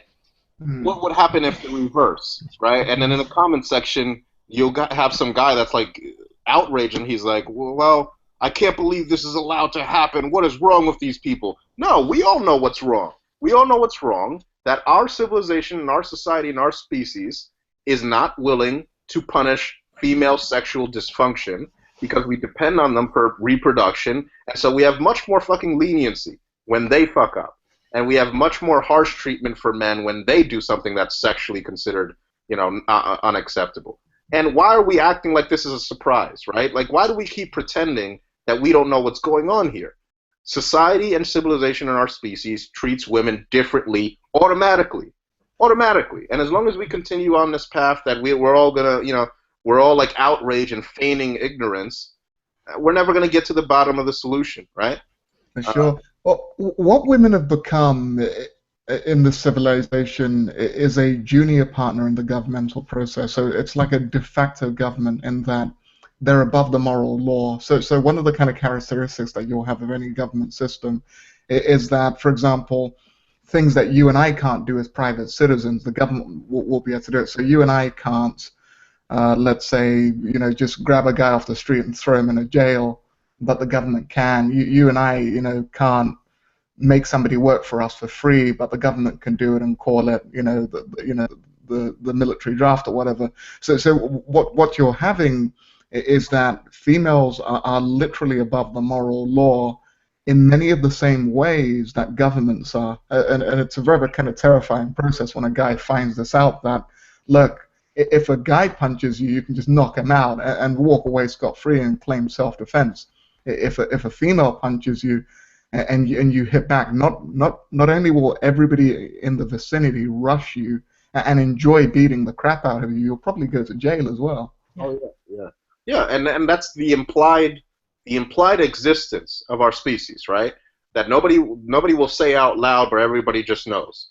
And so that's really the problem, and that's why I think MGTOW catches so much flack, because we're not allowing that implied fact to stand anymore, right? We're screaming it out from the treetops or whatever, and that is something that civilization, because it's structured in such a way that that fact has to stay under wraps. That's something that people can't stand, right? And they don't like it because on some level they might not even understand it, but on some level that represents almost an existential threat to civilization. No, we don't have the political power to threaten civilization on a whole, but if we extrapolated the quote feral or unconscious MGTOW doing this on a large enough scale, that really could have ramifications for our civilization that could cause a lot of chaos and a lot of damage and upset the paradigm as it stands today. So yeah, I mean, we've had a lot of media coverage recently, which is brilliant. So the Vice article that came out, and I think Stardust covered it in a recent video. If you look at the comment section of that article, right, they think we're almost advocating for hate. They think we're sad, and they think we're advocating for hate. And the thing is, we're advocating indifference. We don't care. I mean, how more simple can something be? We're saying that things are bad. The things are horrible for men everywhere. And there was another article that I read. Since I'm mentioning articles, there was another article. Men are actually scared to look at women at work. Right? When the situation is as it is, and random men who are not MGTOW or MRAs or anything like that, know that if they look at a woman funny, or they make an inappropriate joke, or they speak in a strange way to a woman, then they might get their asses handed to them by HR. They might get a false rape accusation. All of the things that might actually happen. Men are picking this up everywhere. Yet, the majority of the men around, right, they think our message is hateful. right? They do everything to protect themselves, and that goes down to the point like they won't look at women, they won't help female co-workers and anyone else. They'll try to protect themselves as long as possible and try to circumvent the system in such a way so that they can potentially, escape unscathed. But yet their biological imperative is telling them that, in a way, our message could be potentially hateful. Hitting back women is an evil act, whereas it appears that by using the government, the police, HR departments, everything that's available to them, women are hitting us all the fucking time, time and time again. Exactly. I mean, this is something that, I mean, we're doing this in reaction to something, right? Yeah. And look, for the men that they might, for example, implement certain survival strategies that MGTOW talk about, while at the same time bashing us and calling us hateful, in a way that's almost acknowledging that we do in fact have it right. They'll talk as much shit as they want about us, about how we're misogynist and this and that, but when it comes to their personal, individual lives, they're going to make sure. They're going to make sure to record that sexual rendezvous, right? They're going to make sure. Because deep down, they know that what we're talking about isn't made up. We're not just fucking saying it to say it. It's a very hostile environment out there towards men, and you can easily get caught up in some shit that you can't get out of. Frankly, it's a lot easier to avoid it altogether. And this is why, it's not about, quote, giving up on women. Women gave up on fucking men, like 60 fucking years ago. And even when they weren't giving up on us, they were using us as fucking workhorses. So, no, we didn't give up. This shit has been given up on a long fucking time ago, and we didn't initiate this shit, right? So why are you mad at us when we're fucking giving up too, right? I mean, we're not playing. We're the only ones on the field playing the game, right? For sure. Women have left the field, and they're sitting there, just having a fucking ball, eating at the concession stand. And we're still playing the fucking game like idiots. It's time for us to stop. It's time for us to fucking stop playing the game. We're not getting anything out of tossing the ball around, right? We're these football players still fucking running into each other at full speed, giving each other concussions. And women are just sitting there fucking lapping up ice cream in the concession stand. Right? For sure. What I've tended to see, and I've noticed something, and I don't know if you guys have noticed it as well, that the average guy out there now behaves around women in the way that the black community in the UK used to behave around police officers. That you would try to avoid them. You just realize that there was a level of danger there. Yeah. And you realize that any random conversation with a police officer could lead to you being stop searched, just have like half an hour or a couple of hours of your time wasted, or even arrested. And I saw that growing up in the black community in the UK, and I'm starting just to see a lot of guys who realize there is a genuine danger around women because they're incredibly violent. They will use weapons. People will rush to defend them, at your detriment. And I'm starting to see that as well. Are you guys seeing the same thing? Just that? I think it's because every guy, right? It's not the MGTOW message that it's getting out, and the manosphere message in general from the MRAs, etc., that's going out. I don't think it's that. I think what's happening right now is that every man, right, knows someone that got fucked by the system over his behavior with a certain woman. Yeah. It's as simple as that, and it's word of mouth, and it keeps going and going. It's very rare to find an individual who doesn't know someone who got fucked by the system, especially people who are above the ages of 30. When I talk to young doctors, male doctors, they have no fucking clue what I'm talking about, right? But if I talk to anyone above the age of 30, 35, they all know what I'm talking about. The illusion is long gone. They can't say what they want. They can't do what they want. And they're just sitting there quietly pretending, and they're meeting up, in their small circle of friends, 45-year-old guys, just showing each other, certain pictures and laughing, sexist jokes and all that. But they can't do that in public. And it's ridiculous. It's Well, ridiculous. the more they push for that, right? The more the human mind is a funny thing in that the more you force people to not acknowledge reality, a certain reality, the more of course, it gets pushed down fucking into their, no, they don't talk about it, but it becomes implied in their minds, and then when people let their guard down, when they feel they're in a safe place, it comes out, right? And Yeah. so, that's why, like people like fucking social justice warriors or whatever, they look, they might win this little battle of censorship that they're undertaking right now for a little while, but somewhere it's gonna fucking come out. It's good to look at it like a pressure valve. If you stop this fucking pressure from coming out on this side, it's gonna come out on the other side. It's gonna come out somewhere, and if it doesn't, then it eventually just explodes, right? Mhm. And that's what's essentially happening with men, is that they need this is why MGTOW is growing. They need a place to express the feelings that they've been made to repress by society. And as long as society doesn't allow those feelings out, then MGTOW is going to have a growing presence on the internet and beyond. Mhm. It's only a matter of time before. And look, we're gaining more. People are starting to notice us now, right? Joe Rogan. Every time people like Joe Rogan and Milo, who actually stood up for us, oddly enough, Yeah. you know, and of course Joe, who's he has some insightful stuff he says from time to time, but he's one of those guys that's like, well, there's a lot of insight you can gain into his like opinions on religion, right? Joe is the kind of person who, on certain topics, he's going to be contrarian just to be contrarian, and in certain respects, it's not even being contrarian because this is like the en vogue thing to do, right? When Milo, if you watch the interview, when he brought up religion, Joe just goes off on his fucking script that kind of got him attention like 5 years ago. That's kind of dying down. Let's beat the Christian. Let's beat the dead horse of the Christians are all crazy fucking lunatics, right?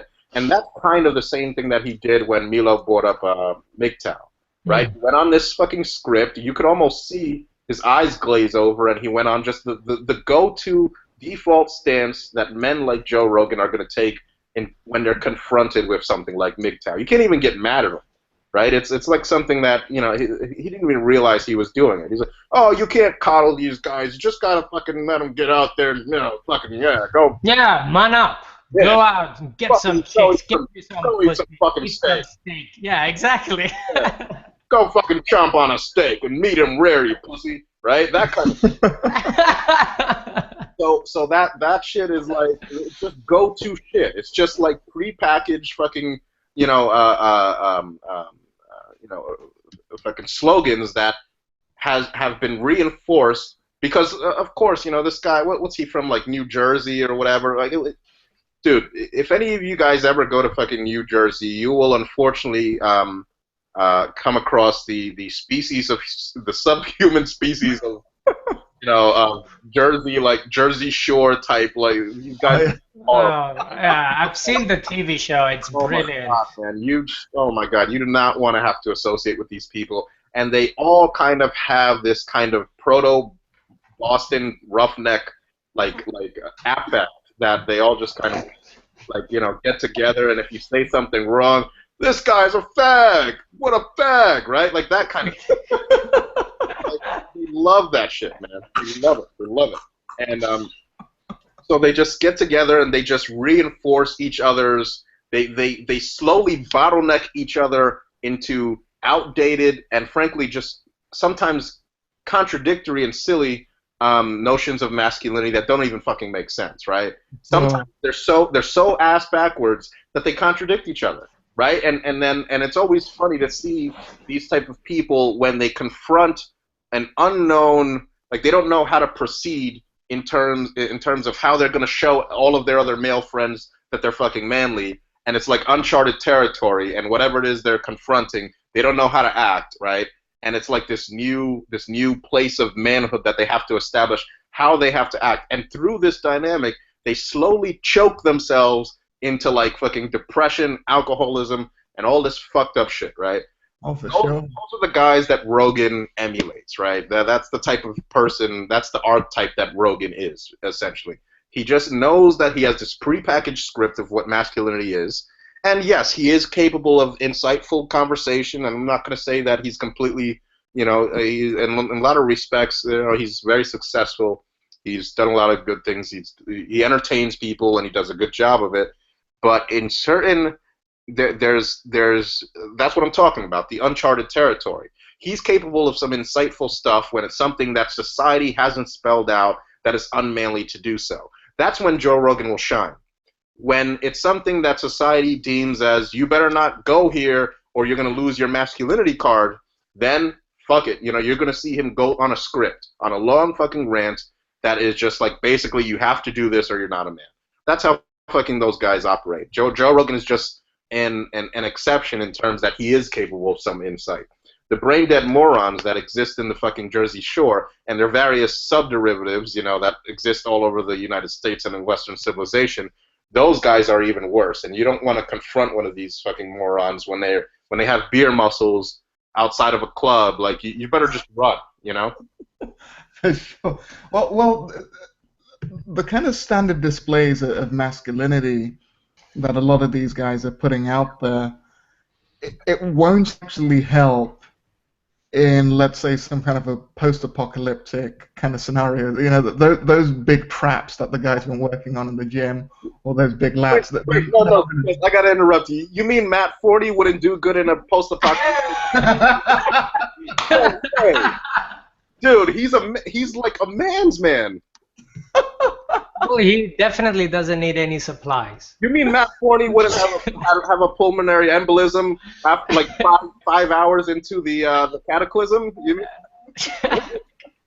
I would have never thought. I'd never thought. I'm hoping that despite my lack of working out for the past 2 years, I will be used as a doctor in the post-apocalyptic environment, and bigger people would help me survive. I mean, I'm totally happy with that. It's okay. Well, yeah, I will need the protection of you guys. But if I start working out, which I'm planning to this week, then I'll be running my own gang, and fuck you guys.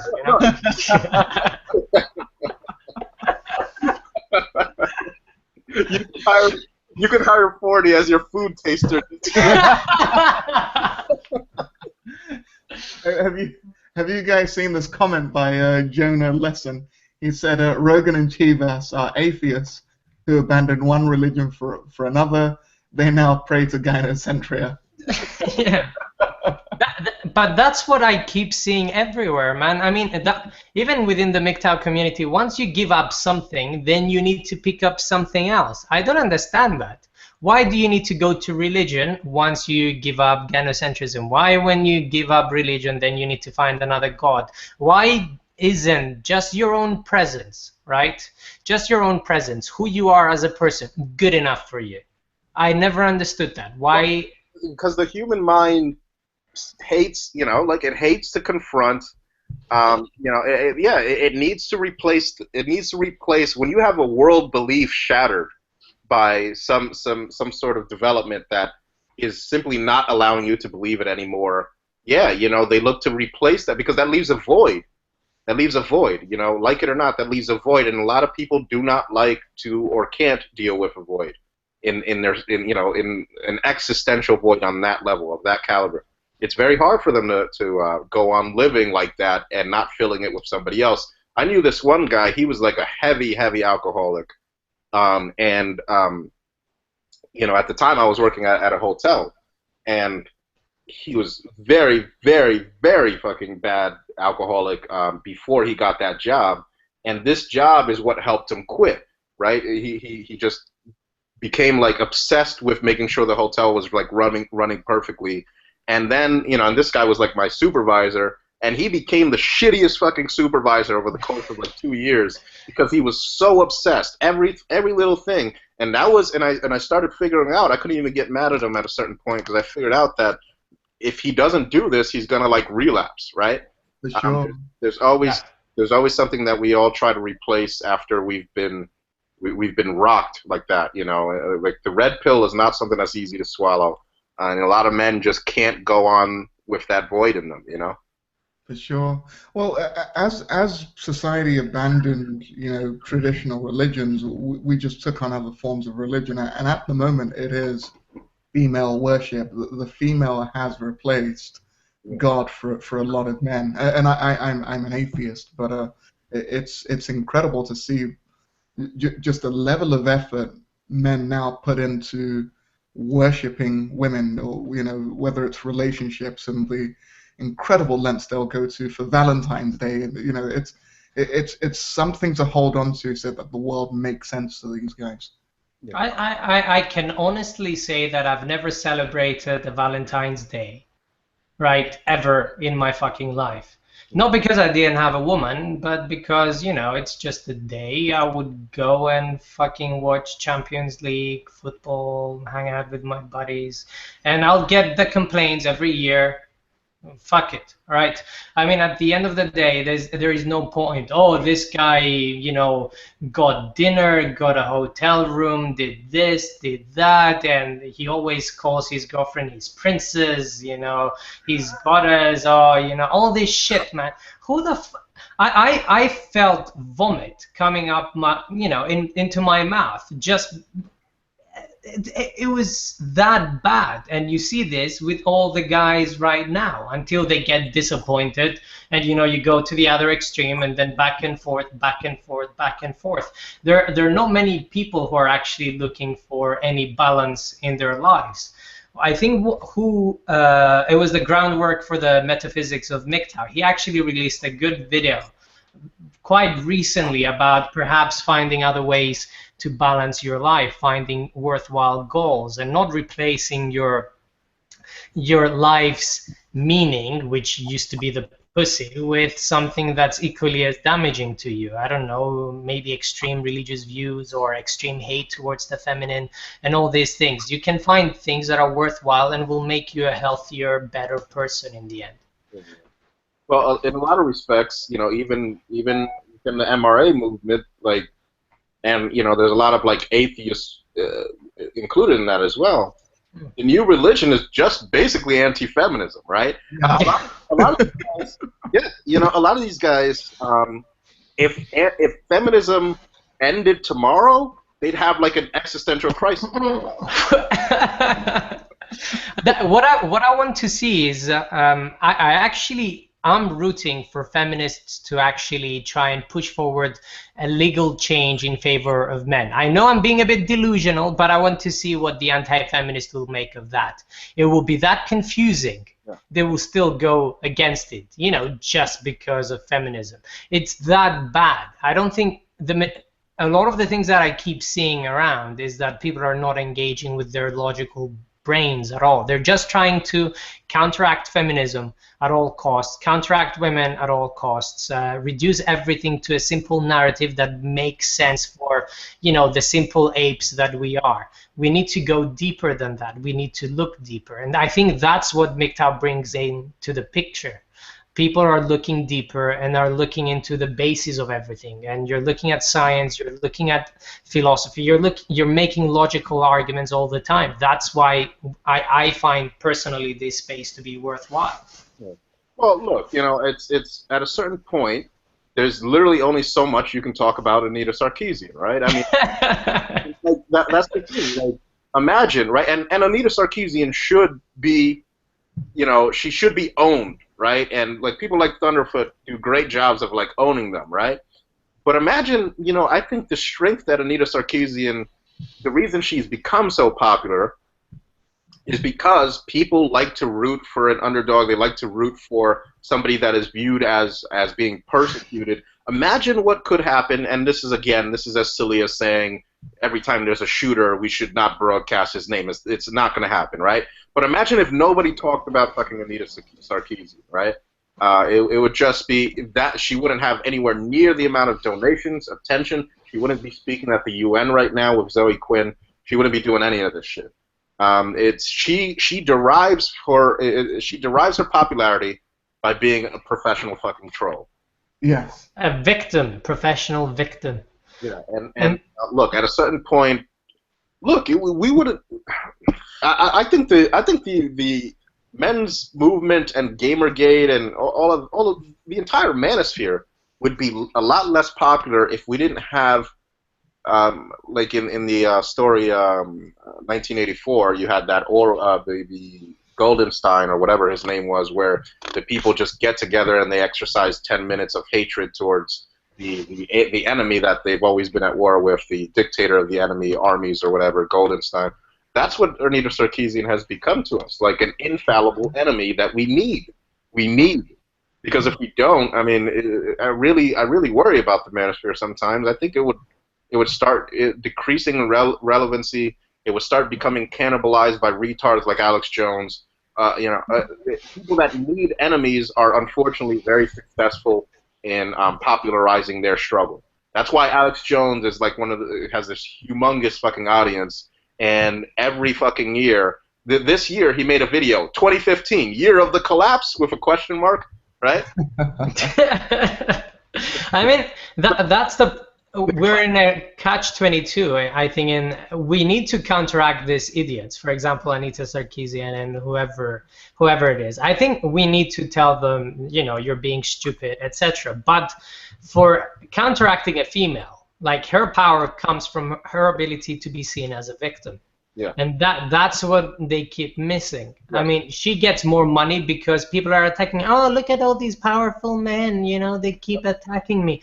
And it's the same thing with the Julia girl. She keeps saying that, what does she say? Oh, I'm a little girl and I know nothing of men's world and shit like that. Yeah. And that's the idea we have in our head. Yep. Yep. Batting her eyelashes. I'm just a little girl. But, yeah. Come on. Nobody's falling for that shit. Well, people are falling for that shit. Yeah, that's the problem. Yeah, yeah. And like so many guys, look, anybody can see what I look like. I don't pretend I'm some fucking supermodel or anything like that, right? So I'm not saying this because I think I'm, this or that, right? Do you? But this girl is not really that attractive. And you see in the comment section, tons and tons of guys are like, "Oh my God, she's so hot," and like it's like, oh, yeah. It's embarrassing, man. It's embarrassing. It's embarrassing because you need to understand this woman. And we were talking about this earlier on, that this woman has made space in the manosphere, and not many women around the manosphere, hence the name, right? So anything that has remotely average face, average body and all that, that's the epitome of what's beautiful.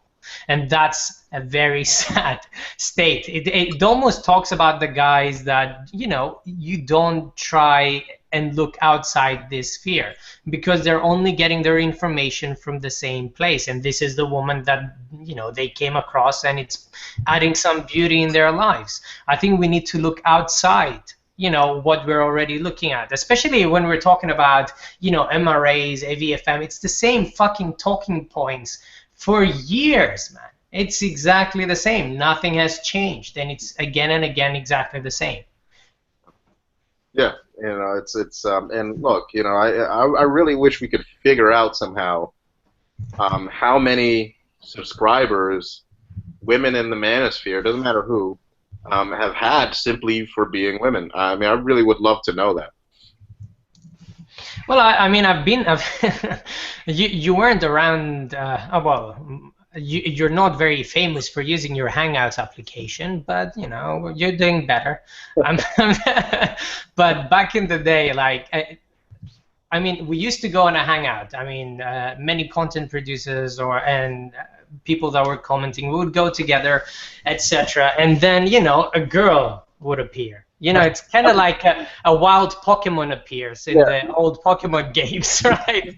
Everything changes, right? Yeah, and people fight over it, people complain and accuse each other. It just turns into a fucking mess. Yeah. So I stopped. I no longer go in any hangouts with any women, and I stopped months ago because you can't have an honest conversation. But the thing is, it's delusional to assume that isn't going to be the case, right? Yeah. This is why like egalitarian fucking manospherians, MRAs, whatever, they piss me off sometimes, man, because they're like, They get on this fucking sanctimonious high horse. Oh, we're gonna treat women exactly the same. It's like, no, when does that ever happen? Ever? Listen, we are a fucking sexually dimorphic species. Why would we treat each other the same? Right? Why would we do that? We don't. We don't. I mean, we can do this under law, but even that doesn't fucking work. Right? So why would we assume that in a tiny, relatively tiny, growing, nascent movement that is the manosphere, that these rules, we're going to be the only ones in fucking human history that actually treat women the same as men? You know, because we buy into this delusion, we don't know how to manage it, and we say that people like MGTOW, such as ourselves, that don't want to include women, are sexist because we're excluding women. When we all know that men and women do not treat each other the same, and as soon as women show up to a mostly male space, that's when shit starts to go down the drain. Exactly. Why should we not protect ourselves from something like this? Did you watch the video? Who was it? It was Stacy that made that video with the sexiest voices in MGTOW. Oh, yes. I made the list. I'm very proud. I think, what were you, number 3? Stardust, I think it was number 1. Spetsnaz was 2. You see, and there we go. There is a competition. Yeah. I mean, even from that, I mean, there's a competition. I mean, I was 7. I was surprised because my voice sucks. Immediately after, because Stardust beat me, I sent him a death threat over Skype. So, you know. I'm very mad. I was very mad that Stardust beat me. I was like, what the fuck, man? She's wrong. My voice is so much more manly than yours and shit like that. I mean, that's what... Yeah. Every time I was in a hangout, every single time, and I mean, we're proud to say that, you know, we treat all women this, and I say that, all right, and I try, but I remember even with, who was it, Crossing Ways, right, and she has this feminine voice, and, you know, she's talking and stuff like that, and I found myself flirting after a bit, and I'm like, what the fuck am I doing, right, what the fuck, it's just a natural inclination, and I understand it, but you can't have it, especially in a male space. If we want to call it a male space, it needs to be a fucking male space. Yeah. Hence the name. I mean, it's MGTOW. It's not the MGTOW, right? Well, you know, people say, for example, that because we associate or talk with Diana, that means we include her as MGTOW. But nobody says this that I can discern. Nobody is acknowledging that, you know, somebody like Diana Davison is a MGTOW. I certainly have never said it. You know, I don't know who are these people that are saying that Diana Davison is a MGTOW. She's not. She personally said that she's a MGTOW channel, but she's not a MGTOW. Yeah, well, you know, clearly, if you're a woman, you cannot be a MGTOW. That doesn't mean that, you know, I can't watch the video and, you know, I mean, is she incapable of in insightful thought? No, you know, but women cannot be MGTOW. Bottom line, no matter what. Exactly. But I actually had a married female friend of mine ask me. Who was a MGTOW? Yeah, she said, "Oh, can I be MGTOW?" And I was like, "Are you serious?" Like, they haven't even done the Google search to find out what the acronym means, but it sounds cool, you know? The way that you're describing it sounds cool, and that's the problem, man. I mean, that shows you the inclination that women have into entering the male spaces. Oh, it sounds cool, it's new, no one talked about this. It's kind of like this brand new hip bag that everyone wants to buy somehow, but there is limited availability. Well, it's ridiculous. Yeah. Well, what people are doing is, right, you know, MGTOW has become very popular over the last couple of months, right? And so a lot of other people are kind of like descending on the MGTOW metropolis, and they're like, holy shit, this place is fucking kind of cool. There's all drugs and all fucking strippers everywhere. This is awesome. So they set up their little outcroppings around the fucking MGTOW metropolis, and they're like, we were always here, motherfuckers. We were always here. Like, and it's just not working. You know, it's just not working. They can say it is, but it's just not. And that I don't understand how people can, and that's the thing. I mean, we have lots of people, and I mean, I was always hearing about this guy Clary, right? Beautiful guy, right? I really like him. All right, I am a huge supporter. Why am I listening to myself twice? Uh-oh. I don't hear an echo on my end. I hear a bit of an I hear a bit of an echo on mine. I think it's Barbars. It's Barbars. Yeah. I have everything muted on the YouTube channel. Let me see. Let me see what the hell's going on here. Put the headphones on. Put the headphones on. Hello? Okay, it's still echo? Let's try now. Hello? Oh, that's a Still bit an better. echo? Yeah, that's a bit better. We can hear you, Sis. Oh, perfect. Okay. All right. Okay. Okay. So wait, Clary. Yeah. Right. You guys, if you haven't checked him out, watch a Barbar video and then go and check him out. Right. It's exactly the same talking points. I have a little bit of history with the man. You have a bit of history. Okay, echo still. Fuck, what's going on? Let me mute my microphone and unmute it. Is it me? Hello? All right, It's still echo. Anybody? I think it's coming from your end. Hold on, I'll mute mine. No, I think it's fine now. All right, anybody still an echo? Anybody in the comment section, if you can alert us to an echo if you hear one. Okay, I'm not seeing anything. Yep. Okay, I think we're good, guys. Can you guys still hear me or? Yeah. Yep, I can hear you, Barbarossa. There is a slight echo, and it's coming from Barbarossa's end. I think your headphones might be too loud. Reduce the volume. Yeah, I don't have headphones on. Let me see. That could be the problem. Yeah, shit. My fucking crappy. Like I use Apple. I everybody's gonna the PC master race is gonna descend on me now. But I hate their headphones, man. I like their computers. I just hate their headphones. I'm reducing my volume now. Let's try it now. Yeah, now it's okay. No echo at all. Sorry, guys, technical difficulties. All right, excellent. Okay. Yeah. So continuing on, Clary. Yeah, I had a little bit of a history with him. The man sent me a late night text via Twitter, requesting pornographic materials from me. Is this recent, or are you talking about the things that happened in the past? I know that he requested pictures of you. I know he sent me a picture. He sent me a text asking for. This was before, like, I got my face got out there, right? He asked. He was like, "You're a fat fucking slob. I know it. You're a virgin towel, right?" So I'm like, "Okay, whatever, dude." Right? So he texts me again, and he's like, "I need to see a picture of you." And I'm like, "All right, man. I'm not sure. I'm not doing that. I'm not doing that."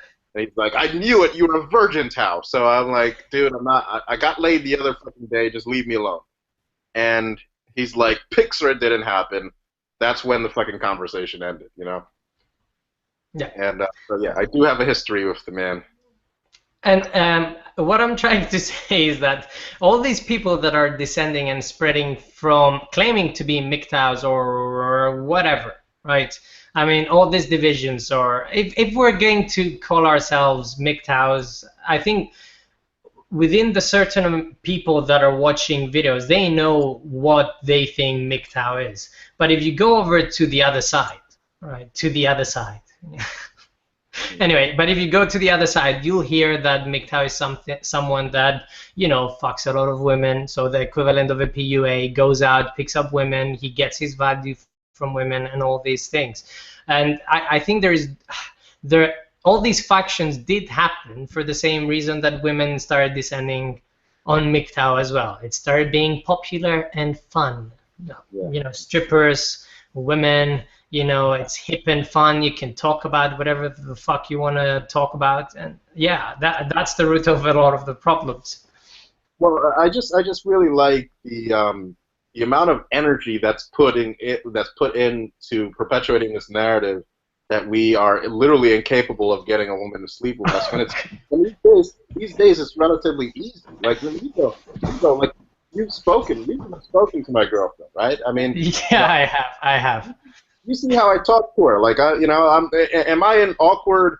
all right, you've heard us talk, right? Am I an awkward? Do I sound awkward around my girlfriend, or does she? Or does she know the fucking deal? Like, does she know how shit? You've heard it, right? I mean, you know, Well, you have an opportunity to tell everyone here and now that I am awkward and cringeworthy around women because you've heard me. He is indeed very awkward and cringeworthy around women. Oh. Just kidding, man.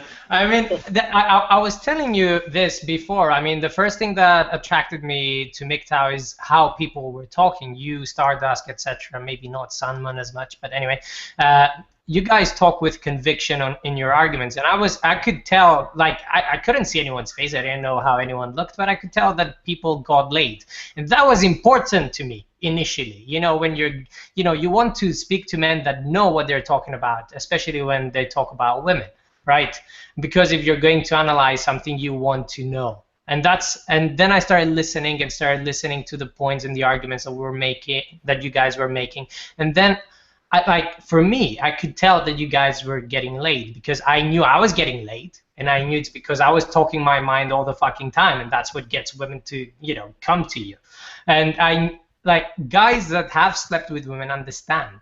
They know, right? Oh. Which begs the question, why the fuck is he thinking all of these things? Does he understand really how things are working? I don't think he does. And I just watching a couple of his videos, and I did because I thought it was fun. Like, it makes me angry. What kind of but that's the thing, Niko, and we talked about this. When you start to see these people consistently talking about, like literally all the time talking about women, it's always having to do with how we can fucking get women and how you're a real man if you get. Everybody knows that has had any kind of sufficient experience with women that after a while it loses its luster and it's not that fucking big of a deal anymore. And so therefore, the question that we have to ask ourselves is how much really is Aaron Clary getting fucking laid, right? How much really is fucking Matt Forney getting laid? And all of these other, right? I postulate that these guys aren't really getting fucking much of anything, and that doesn't make them any less or more of a man. I mean, according to their delusional fucking PUA religion, it does. But as far as I'm concerned, that isn't a failing on their part.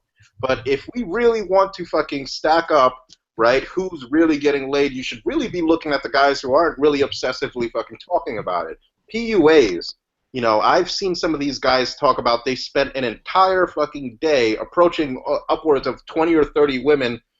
If you need to do that to fucking get a piece of ass, then something is wrong. Something is really wrong in the way you're approaching women. Or maybe they're just shooting for numbers. I don't know. But either way, it's a copious amount of effort for very little return. These guys are a bunch of fucking frauds. I don't think that Matt Forney gets fucking laid like he says he does. If you see the pictures that he's taken, they're all over the internet, right? Where Aaron Clary, or not Aaron Clary, but Matt Forney is doing this little, like he kind of like puts his hand, he tweeted out a pic where he puts his hand around some women. She's not even aware of it, right? She's like staring into the camera, and here comes Matt with his like flabby, like, jiggly arm. And he's like hovering over her on the side, like, see? Like his face, you can even see it. His face is telling the internet, see? Like, oh yeah, it's like those losers who go to the club and they take like 50 pictures with women that they don't go home with, right? And post it all on Facebook to show everybody how fucking much of a Don Juan they are. When you're trying to fucking make this outward appearance of how much of a Lothario you are, it reeks of fakeness. It stinks to high heaven, and everybody can fucking see through it. And they are invested, I think, in insulting and leveling ad hominem attacks against people that call them out on it. I think that's really what we're dealing with here with these people. And the thing is, I don't have a problem listening to them if they had anything of value to say, but it's again the same point again and again and again and again and again. Right, how to get a woman to fuck me, how you're more of a man if a woman fucks you, how I'm more of a man than you because I fuck more women. And it's just watch any Clary video, it's the same shit. Just play it back, what I just said, and apply it to the entire video. It will fit everywhere. It's exactly the same thing. And I don't understand why people are going and listening to this garbage again and again and again. When you can just become better yourself, improve yourself. Fuck all this shit. It's because we don't look. The reason why these guys kind of glom on to the PUA community is because we're not giving them an easy fix.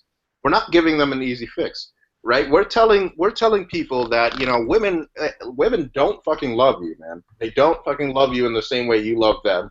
They don't feel the same way. They're not, you know, and that spoils part of being a PUA is a capitulation on some level to the Nawalt fantasy, right? Even people like Roosh, they're writing about, long-term relationships. Roosh fucking actually allowed a post on his website that, by a Mormon, this is why social justice warriors are ruining civilization and why we need religion to fix it, right? A Mormon guy, right? And this is the level of like trad con gas huffing that's fucking taking place on that fucking website, right? It's the amount they're allowing Mormons talking about Satan has corrupted fucking female kind, right? That kind of bullshit is passing. Well, Roosh, I don't know if you remember that video. He came out and said, look, in my neo-masculinity thing, there's going to be no emphasis, or there's going to be a decreased emphasis on the theory of evolution, that there's going to be more of a role for religion. And it's like, dude, you can't believe in religion and even it's one or the other. I mean, these are mutually exclusive concepts. Get your facts out of here, commie. Get those facts out of here. I don't want facts. But the thing is, it's almost like talking to a woman. Once you start refusing logic, once logic does not apply to any arguments, once the arguments start being quite emotional, it feels like you're having a conversation with a woman where all the truth that exists is, you know, my feelings. But my feels, you know, that's all that matters. And what you can't have a rational argument, you can't advance anything in terms of understanding if you're just going to talk about feelings, emotions, how I don't feel as good now that I've taken the red pill and stuff like that. I mean, emotions are useful, but you need to be able to experience it in its entirety, not refuse evidence and facts and all of these things just so that you can feel better about the current state of affairs. You need to be able to take reality as it is and, you know, just bathe in it. Feel as crappy as you're ever going to feel, and then in the end you'll end up accepting it. But you need the truth. Well, that's what I think they do, is that PUAs in particular, they want to give this kind of false shell of, oh, we're really in tune with reality. And you know, if you're complaining about, you know, male issues, or they for whatever reason, a lot of them do not like it when the men's rights movement complain about circumcision, right? They're like, oh, you're just trying to make another fucking grievance industry like the feminists, right? They like to have this kind of backwards. We don't have to fucking complain about anything that doesn't make it easier for us to fucking appeal to women. That's really what their entire movement is about. And they like to dress themselves up in this false kind of, we're in tune with reality, and that's why we're so intent on going without and still thriving, right? Or at least appearing to thrive and convincing everybody else that we're thriving, and just buy my book for 3 easy payments of $19.99, right? That kind of shit is what they dress themselves up on, and it's a facade, it's armor that they like to dress themselves up in. But in reality, when you really look at them, Roosh, I think, is really starting to realize that all of this shit was a giant fucking waste of time, right? And that's why, right? Like, he's thinking back to however many nights at clubs he had, and it's really, it took him, I don't know, was he in his 40s now? It took him all that time to really realize that it was a lot of expended effort for not very much return, and he's like graying in the face now, right? And it's like a thing. I think he's starting to realize just how much bullshit he's been peddling for the last whatever many years, right? And so now he's trying to rebrand this into this neo-masculinity stuff and trying to make it seem like Whereas before he would straight out acknowledge that it's pussy chasing. Now he's trying to make it important. Now he's trying to give like a religious connotation to it. It's serious, it's important now, and now it's about saving Western civilization all of a sudden, right? It was, I mean, CS and you, Barbar, you both read like PUA shit, I'm presuming from time to time. Yeah. I mean, yeah. There was this notion that they kept talking about, I mean, at a certain point, and I did read a lot of PUA shit, and I had recently Rollo Tomasi on the on the channel. All right, so they always talked about this notion of inner game, right? This inner game, it's not about what you say, it's not about what you do. Then, you know, the tactics are only this useful, but you need to have the inner game. I mean, MGTOW is the inner game, but to have the inner game, it's to actually be able to understand that who you are as a person doesn't have to come, the evaluation of who you are as a person doesn't have to come from women. And that's what they keep missing again and again and again. I don't know what your thoughts are on that. And I know I used the PUA term here, and I know that is, should not be used, but I think I don't think there's anything wrong with what you said. I think that what the PUA's attempt to do is, okay, you spelled it out, you distilled it down to its essential form, right? Live your life in a way that you don't need to be constantly obsessing over whether or not you're acceptable to the opposite sex, and that is pretty much it, right? But that doesn't get clicks on your website, and that doesn't get that doesn't actually. They need to be able to sustain this narrative. After that, they need to go down to like PhD level fucking analysis and just continue to make shit up in order to give the appearance of something more, that's a lot more area of inquiry that's a lot more robust than what it really is. And so, they need to talk about spinning plates now. They need to talk about all these other types of fucking games. They need to talk about what to do if the woman is wearing high heels and you're only 2 inches taller than her, right? Like, is that actually true? What the fuck? I've seen shit on the Red Pill subreddit talking about all these fucking scenarios where you have to quote hold your frame because in this case, yeah, the chick had heels that make her 2 inches taller than you. So now you have been weakened, and you have to show every fucking man and every woman around that you didn't lose frame, right? It's always a position of defense. It's a position of discontent, because if you're always trying to prove that you haven't lost frame, or if you're always trying to keep frame, right? Or then by definition, you are not in a state of rest and relaxation. Exactly. You're in a state of defense.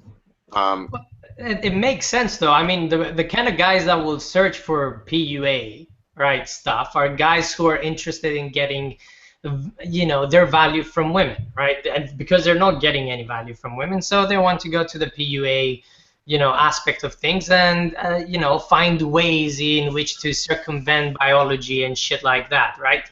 So you can't just tell them, well, the key to everything is to not give a fuck, right? Because that's what the key to everything is. Don't give a fuck. And that's the truth. If you go and speak to these guys, honest guys, there are some honest PUAs out there. They'll tell you that the key to everything is to not give a fuck. And they just don't talk about it. What CS is living. Well, the thing is, right, even for the honest PUA, here's the conundrum that he runs into. Here's the paradox of the guy that he's trying to coach. Because the guy is seeking out coaching, he's already failed at not giving a fuck, hasn't he?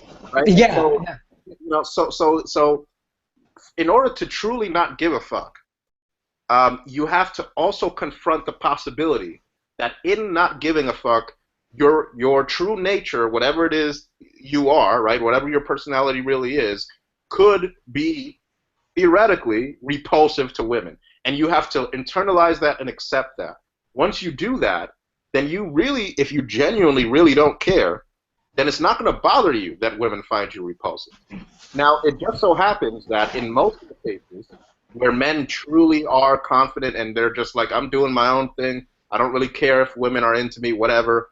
Women tend to gravitate towards that in the majority of cases, but in many cases, no. Women are like, this guy's. You might have personal habits that are repugnant and repulsive to women. If you truly don't give a fuck, you don't need to impress anybody, and you need, But the thing is that the people coming to these PUA gurus or whatever, they truly do give a fuck. They still do give a fuck, and maybe they're beginning the process of shedding that need. But while they're there, no, they still care. They absolutely still care. And it's not even that they just still care, because I suppose everybody does a little bit on some level. Even MGTOW don't want to be like, if they want to fuck with a girl or whatever, they at least on that individual level want the girl to like them, I guess, right? In a really minuscule level, I suppose everybody wants validation and everybody wants to be liked. Nothing wrong with that. But yeah. It's all about the degree to which you give a fuck. Hello? So I was just going to say, guys, I've just got to go on this side, but it's been really, really wonderful to speak with you both. So I've got like a 5 a.m. start on this side. I'm so sorry. Good night, man. Not a problem, CS. Take it easy, bro.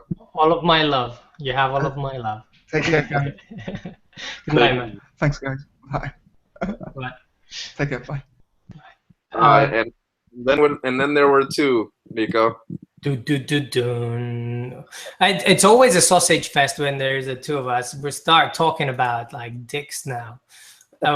Let's try to keep this on topic. We always deteriorate the discussion if it's just the two of us.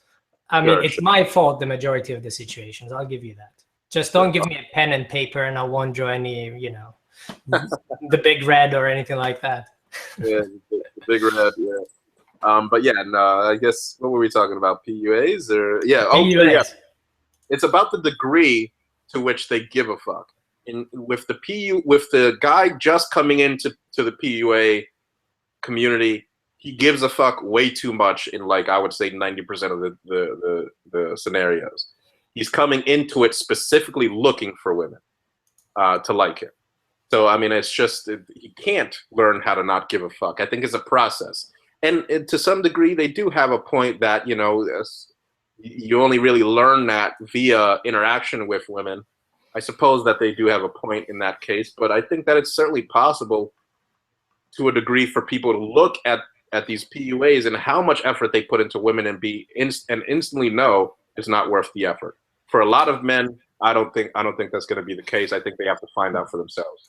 But I mean, I don't even understand the point. I mean, how many women does a man need to sleep with in order to stop giving a fuck, stop for that thing to stop being a novelty anymore? I mean, 100, 200, 300, 400, what the? I mean, that's what I don't understand, especially for guys who have been in this community for years. I mean, I think the answer to that is the same answer to the question of how many divorces does one have to go through before they stop believing in fucking bullshit marriage. And some men need 3 or 4 divorces. Some men are done after 1, right?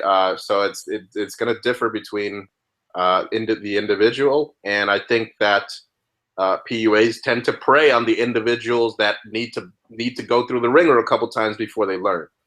I mean, that reminds me of a guy who came who in the comment section of one of my videos, he was telling me off for just talking ill of female nature, right? And he was telling me off. He's like, look, I've had 3 divorces, right?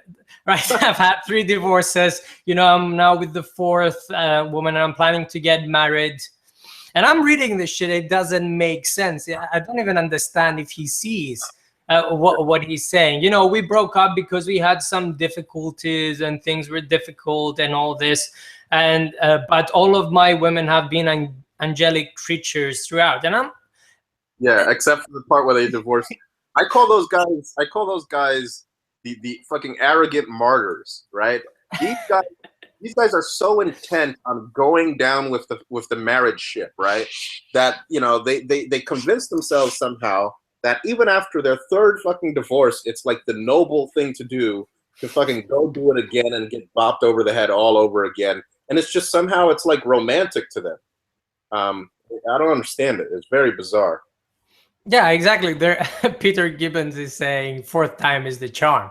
Exactly. Yeah. I don't see how you can keep making the same mistakes and yet still support the narrative. I mean, it might be the fact that, you know, he wants to be a martyr. It might be the fact that he cannot see himself without, you know, a woman. And I don't see this as much as male.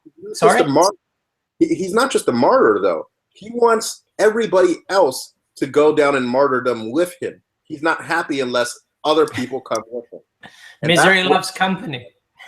Yeah, absolutely. Like, he wants everybody to go join him on his fool's errand, right? And when people say no, I mean, they find a way to fucking ridicule you. And I'm not going down. I'm not in the business of becoming a martyr. I think fucking marriage is absolutely fucking retarded, and there's just no other way. I mean, there's just no way to justify marriage in my book. I can't see a reason to justify it whatsoever. And look, you know, that's why I stopped with the whole debate about marriage. It's something that should be fucking settled. And if you don't fucking get it at this point, then look, I don't know what to tell you, man. It's stay away from. I mean, not every guy has to get it, but I think the vast majority of guys, especially, I mean, in the UK, 50% of guys below the age of 35 are not getting married. I mean, I think the statistic might actually be a bit higher. So guys are getting it all over the world. They know that getting married is a bad deal for men. And you don't even have to argue MGTOW philosophy or, you know, talk about gynocentrism or any of that stuff. I mean, just arguing the idealistic kind of like romantic relationship kind of argument that, you know, all these guys have, you know, that maybe there is an awalt out there for me, etc. They can see that getting married, as many of their friends have done, you know, with their no waltz, they actually had their relationship deteriorate.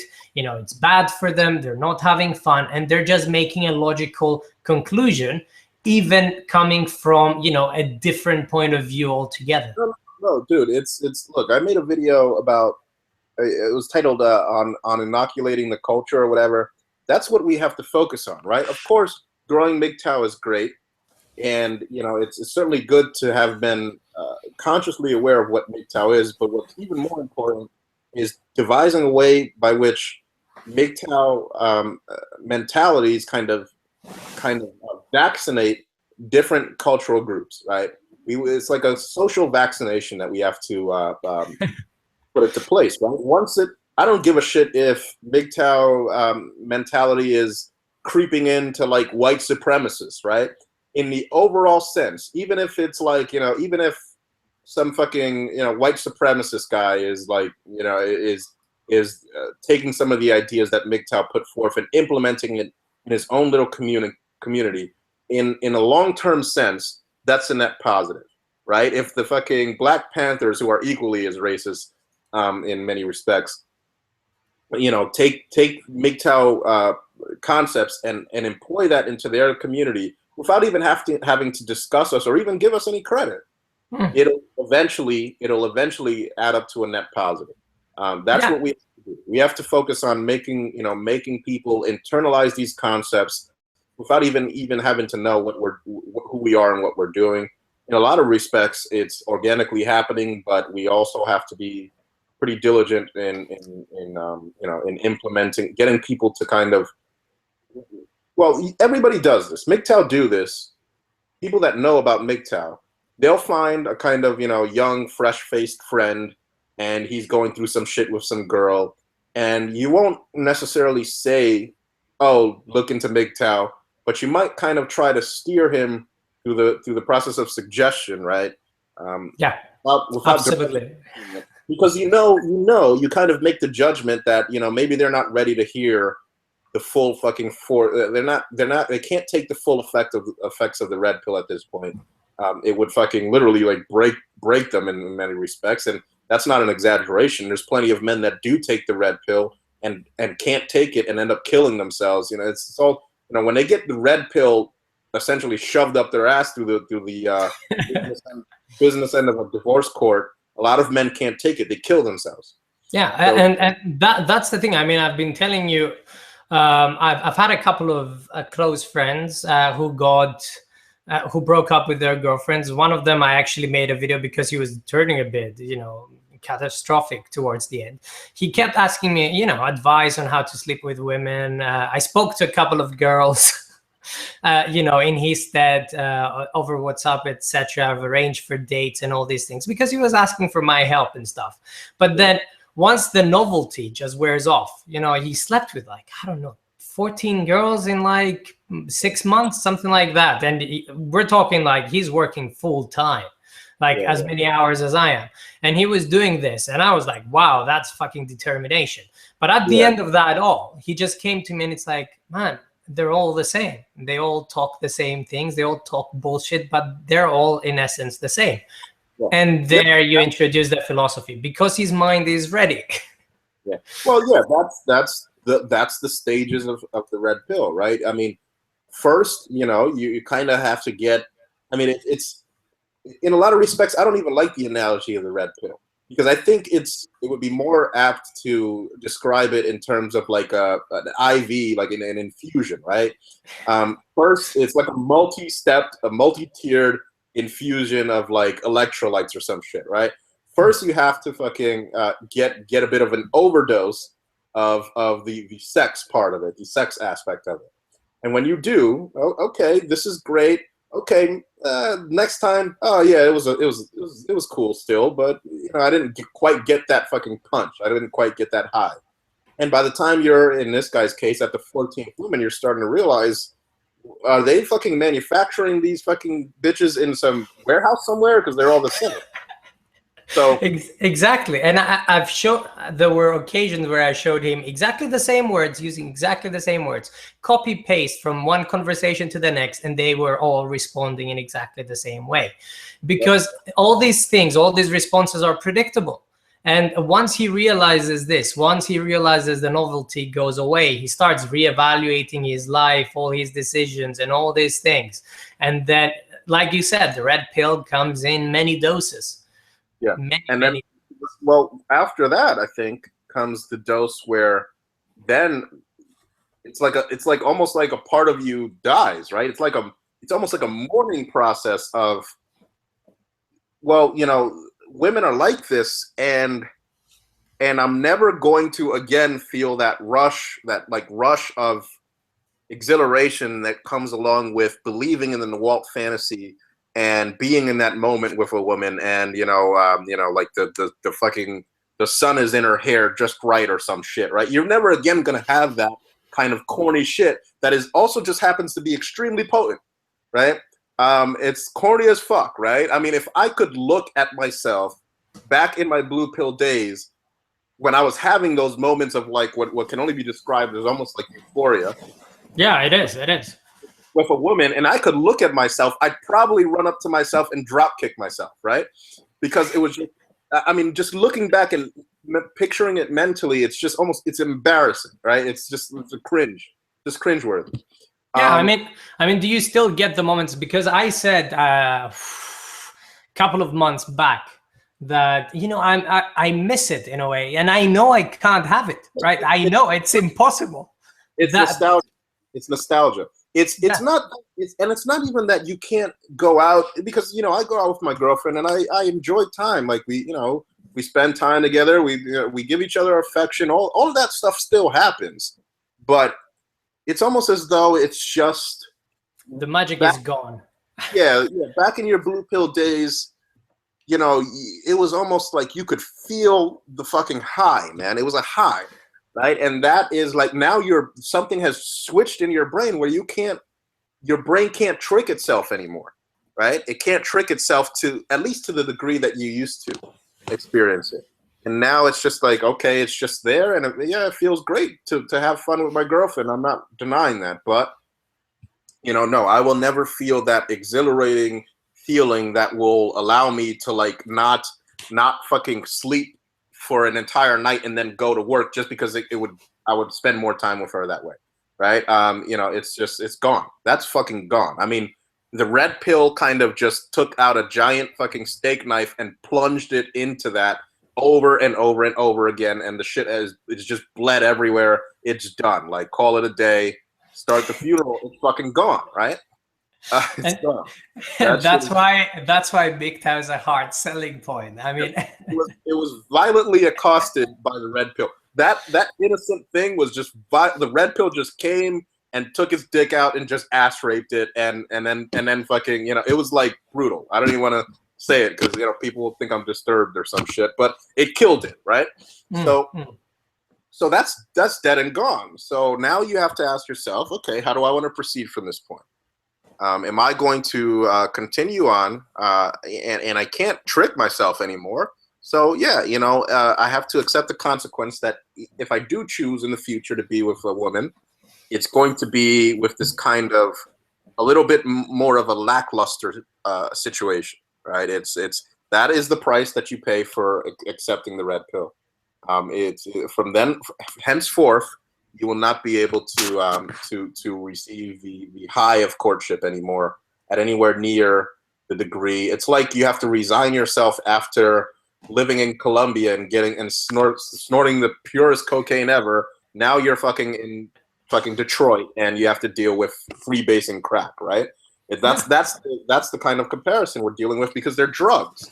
The feeling that you get, that is a drug. It just isn't administered via any kind of external, you know, it's a mental drug, right? Literally the same chemical cocktails being released. It's kind of, I think of it as a magic trick in a way. Once you know how the magic trick works, once you see it, once you know what the magician is doing, you're just looking at it and you're like, oh.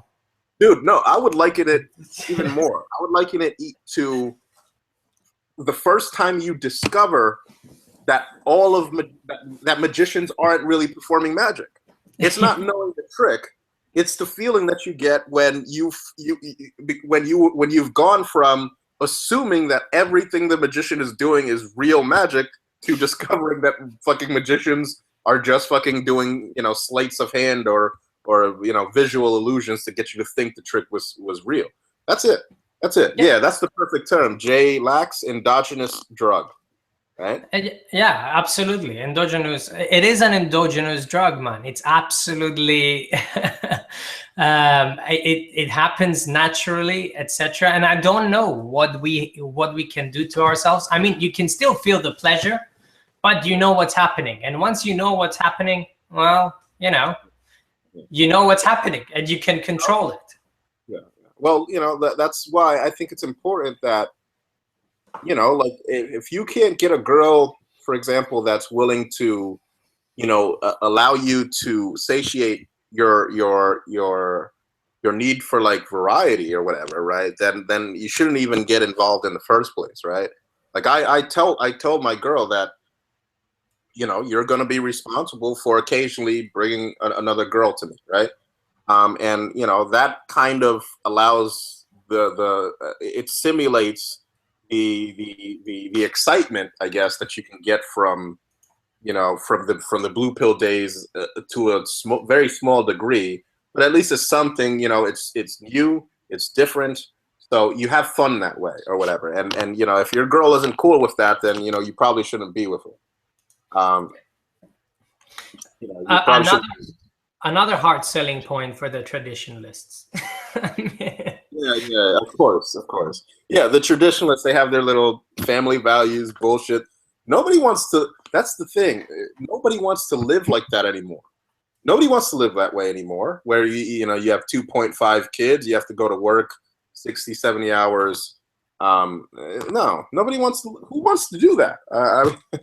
You know, I think a lot of people, because they want to feel morally superior, will convince themselves that they want to do it, but when they finally get into the thick of it and get into what it really costs you to raise 2 children and pay off a mortgage every month, and, you know, work on keeping your wife happy so that she doesn't divorce the shit out of you, when they really understand how much work that takes, and when they're right in the thick of it, that's when they start to become depressed.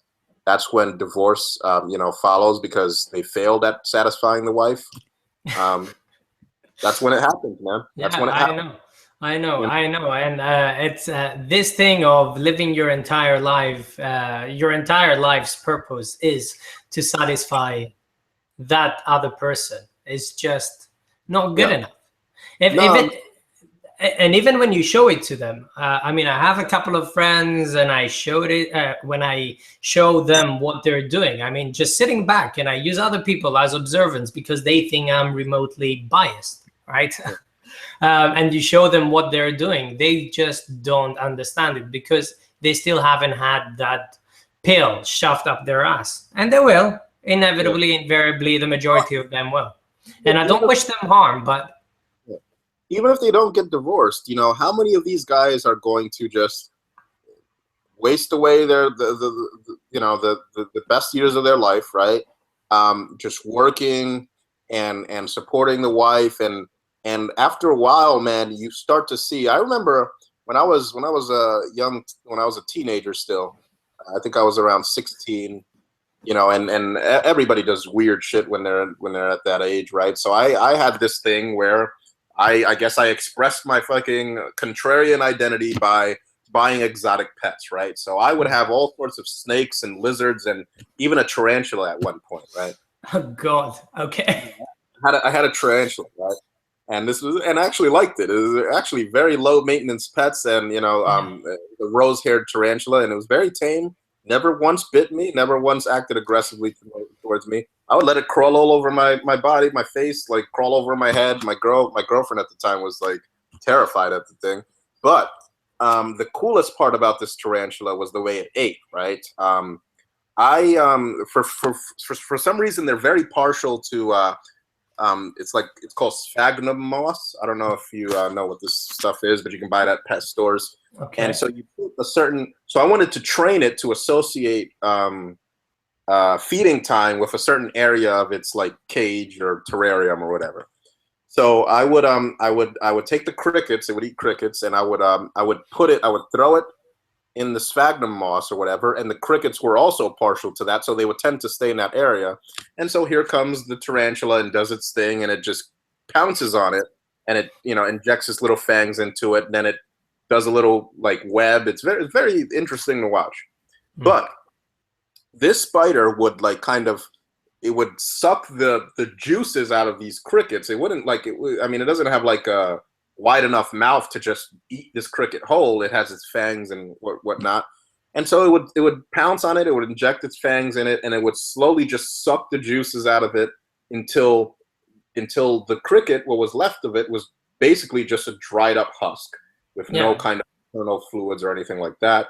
And that is what I associate when I see these guys that are 20, 30 years into a marriage. And you see their faces, and you see the way they look, and it's like a look of desperation, man. It looks like if you imagine being in a human web, and you're looking up at another human looking at you, and they know that the spider is going to come and finish them off after a little while, right? It's almost like they know their fate, and they're scared, and you want to help them, but you know there's nothing you can do because you're not getting stuck in the web along with them. Right? Yeah, exactly.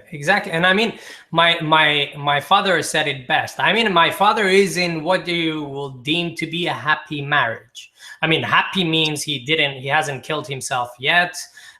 He is still married to his wife, etc.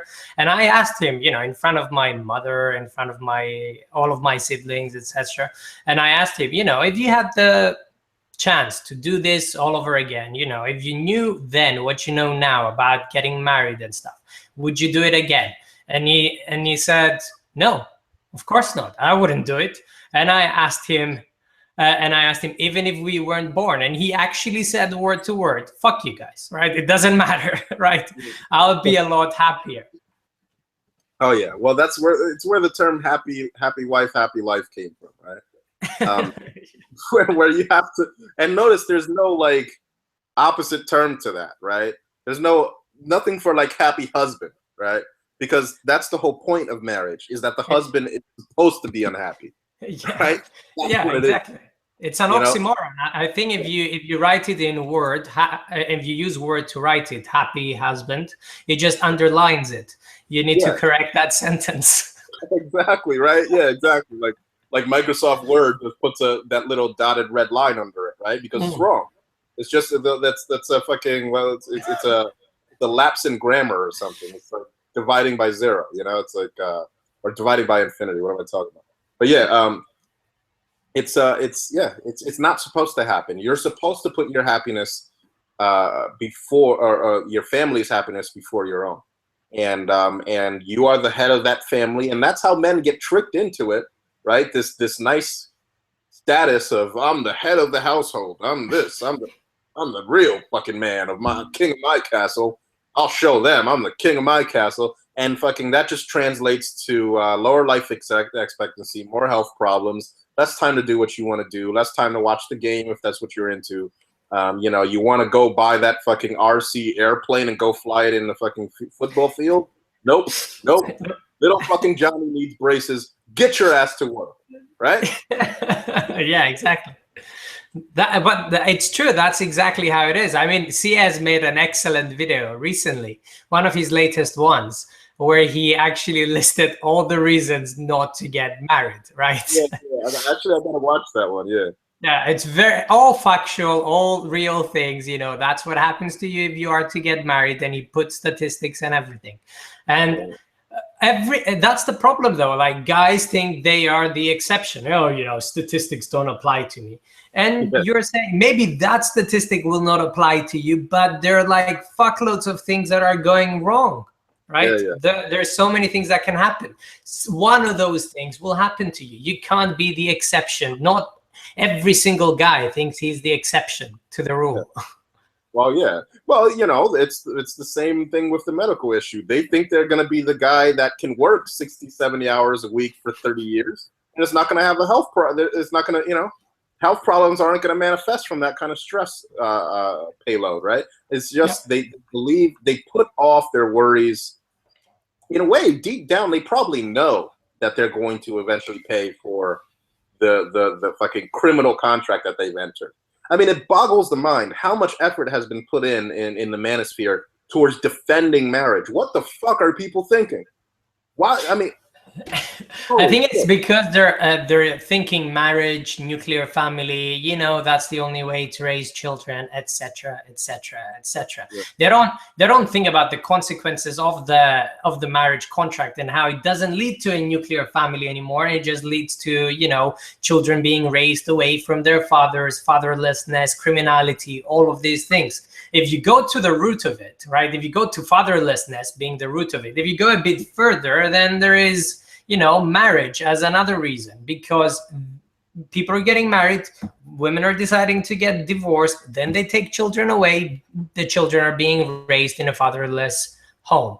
It's not that difficult to see the links, but they're just refusing to accept that. Maybe it is all the traditional values, religion, everything that's being pushed into it. But I just really don't understand it, because it seems like a very logical jump to make. Well, that's, you know, it's so dishonest when tradcons, especially in the manosphere, they rattle off their little points about married men live longer, married men this, married men that. It's like, first off, that's bullshit, and I'm going to explain to you why. Right? They're trying to sell it as some kind of point that, you know, some kind of selling point, right? Well, look, married men live longer, married men do this. Right? Married men are happier. Well, we all know that women aren't fucking getting married unless they I mean, when in terms of how women select for marriage, they don't want fucking, like, you know, fucking Christian Grey, like alpha whatever, right? Or he's rich, but you know what I'm saying. They don't want the alpha bad boy that they fucked, right? They don't want him for a marriage partner. They want the guy that's going to sacrifice his time and fucking energy. So by definition, women are more likely to marry men that believe in this fucking fake ass fantasy about, you know, they derive their validation and their existence through women. So by virtue of that, sure, they're going to probably be more happy, but they're still being used and abused. And, you know, it's just fucking the quality of life argument That's something that they don't factor in. The fact that many marriages are cheaper to keeper marriages, right? They don't factor any of that stuff in. They just kind of want to blanket marriage is great for men. You know, married men do better, and it's just bullshit. It's just bullshit. A certain subset of men that women are selecting for marriage tend to do better under marriage because they fool themselves into believing that these women love them, when as a matter of fact, they have like all sorts of fucking other guys in their background before they met that fucked them in their ass for free. You know, it's just that simple. But she changed, man. What? She changed. She's a different person. Oh, yes. But that's the arguments that they're using. Maybe she learned the error of her ways and stuff like that. But you see example. Like if you see like the occasional woman who's happy with the man that she chose initially and he hasn't gone through, you know, other men and all these things, there are random women like that they can keep their alpha on occasion, and they turn him into a beta provider. I think all women have this notion of, you know, having the alpha male. You know, he's an executive CEO, billionaire with a BDSM. Have you actually taken the time to watch? Of course, yeah, I have. I was talking ill about it, man. Dude, it was holy shit. I could not believe it, man. I could not believe it that this is the vision of like ideal masculinity that women have, right? This guy is like running around with a 10-inch dick, right? He's got $1 billion company and he's in his 20s, right? He knows how to fly helicopters. He knows how to do all this fucking crazy shit. Where did he learn at 20 fucking years old? Holy shit, man! This is literally an impossible ideal to live up to. That's why it's mythology, man. Yeah, and think of how many millions and millions of housewives read fucking Christian Grey's books, or the Christian Grey, whatever, fucking 50 Shades of Grey. So you have a lot of women out there that you guys defending this traditional marriage. These are a lot of your wives that sat there and read this book and sat there and fantasized about how they want Christian Grey to fucking come and sweep them off their feet. And if Christian Grey or even somebody that just made 20, 30,000 more a year than you do came along and told them, I want you for myself, they would leave these guys. Like, it doesn't even have to be Christian Grey. It could be just, you know, a guy who makes a couple, 10, 20 more $1,000 a year. And, you know, and all he has to do is come by there and be a little aggressive. And there you go, man. That's the making of a fucking divorce. And it happens every fucking day, man. Every day there's women that, you know, find that fucking guy who gives them that feeling of 50 Shades of Grey and dominates them, and you'd be surprised all of the shit that they would do with him that they wouldn't do with you, right? It happens over and over again. Well, I'm the kind of guy that, you know, I told you this privately. I used to go and ruin my friends' fantasies about women. Like, it used to be a hobby.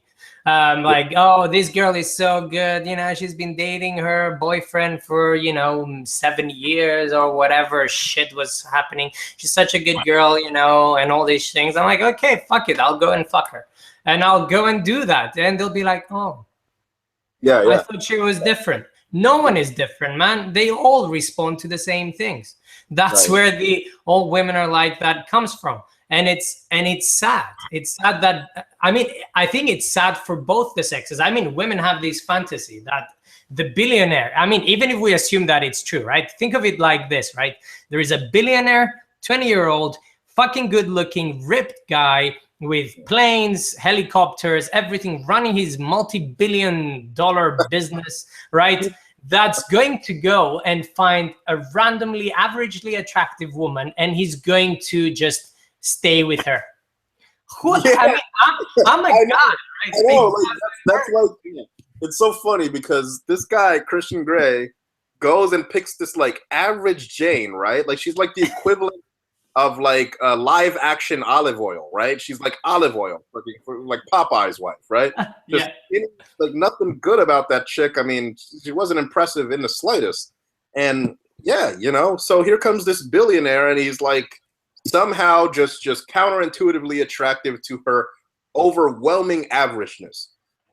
somehow this is like an extreme aphrodisiac to this billionaire who can have literal harems of women. This is the delusion that is being, you know, passed off. I mean, women have the delusions that they're fed as well, right? I mean, and I don't even knock it. I guess, you know, I don't care what women fantasize about, but it's just. No, I personally have a problem with it because I have female friends that I had discussions with them about this, and I told them, so you know, you average looking girl making so much money, you know, average intelligence, etc. You think you deserve that fucking beast of a man, right? The pinnacle of alpha male, right? Think about the actual, and look, you know, we MGTOW, we don't validate ourselves through women, so we don't really fucking care, and we could talk about this as a joke because we stopped playing that fucking rat race. But in terms of the people that still are playing the rat race, right, of having to like compete for fucking the opposite sex, think about this for a second, right? Christian Grey is a billionaire. He's you know, and they made him attractive. They made him. This is like the top tippy fucking top. Like this is. I mean, most billionaires, if you look at them, you know, at any given time, you have to speculate that there's what, 100 or so billionaires on the planet. These are people that are almost as powerful as the president, maybe even more so. And this guy is a 20. And how many of these billionaires are 20-year-old, good-looking, viral males, right? It's an extremely rare situation. I mean, the fucking planets have to align correctly to produce a Christian Grey on planet Earth, right? I mean, this is something that is almost unheard of. I don't even know if it's even existed. I don't think it's possible. I don't think he ever existed. I mean, people are mentioning about Mark Zuckerberg. Yes, he's a billionaire. He's also a geek, average looking, bad looking, actually, not just average looking. Well, like, you know, the way they portrayed Christian Grey is they portrayed him in a way that even if he wasn't a billionaire, there would still be, because like they portray him as an attractive man, and you know, and he's not a bad looking guy, so they make it so yes, even if he wasn't a billionaire, women would still want him, right?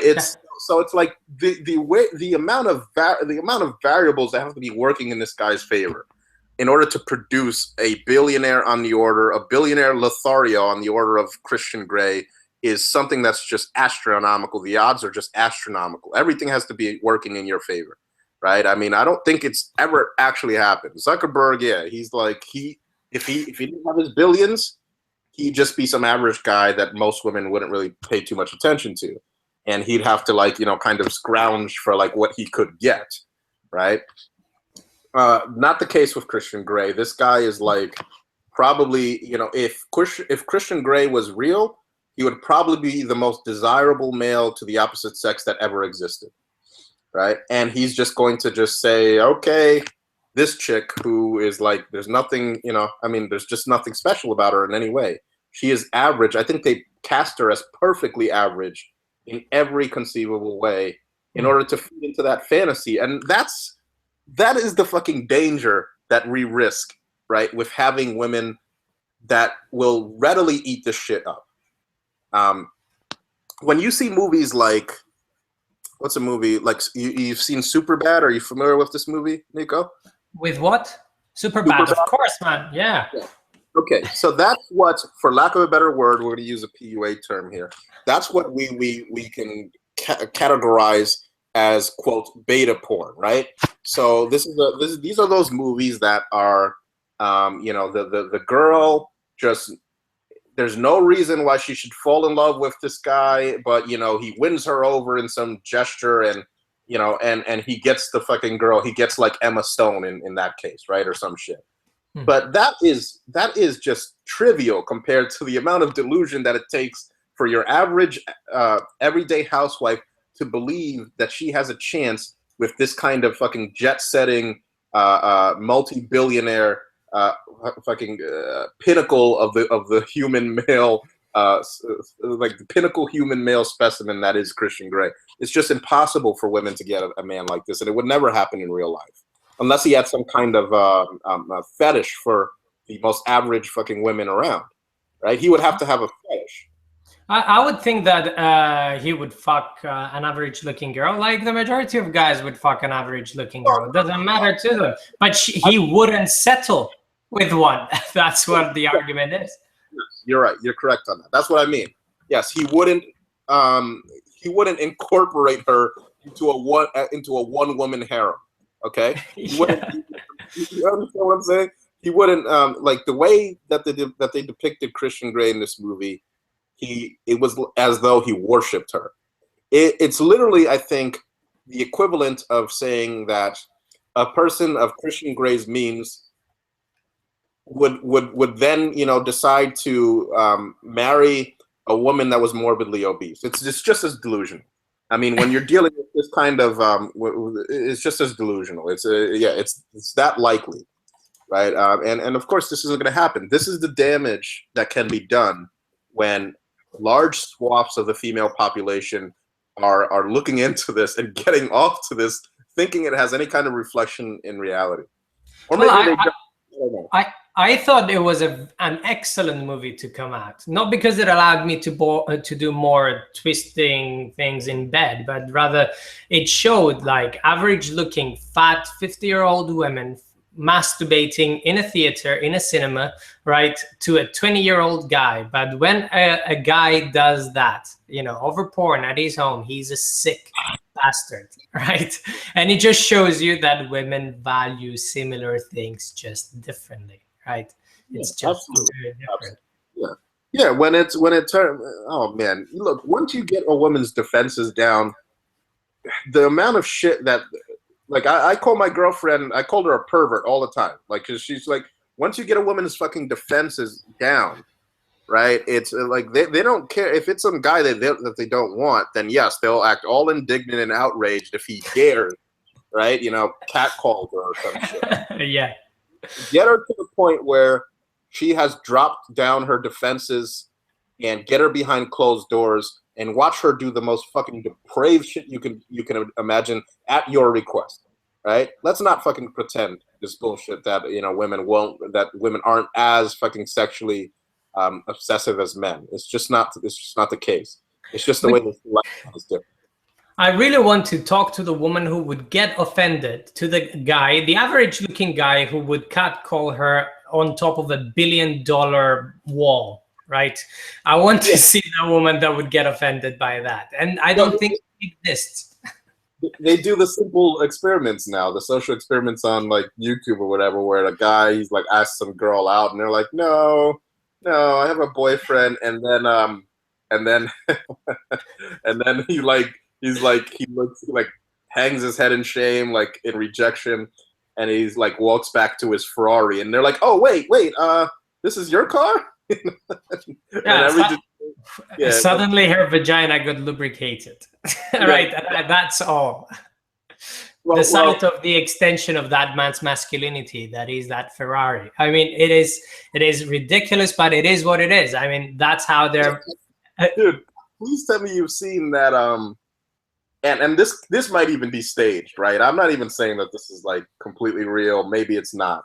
But have you happened to see that it's like a YouTube social experiment where it's this guy, right? And he goes up to this girl dressed like as a nerd or whatever. It's like you could tell he's like just finished playing fucking Pokemon or some shit. And I'm not even making fun of that because I love playing Pokemon. But you know, so he goes up to this girl, right? He's dressed like dorky as fuck, and he's like, yeah, oh yeah, and he's like, his voice is like all high pitched, and he's like, did you know that you know, today is one of the highest record breaking temperatures in the last 10 summers, and he's like pushing up his glasses, just being extremely dorky, right?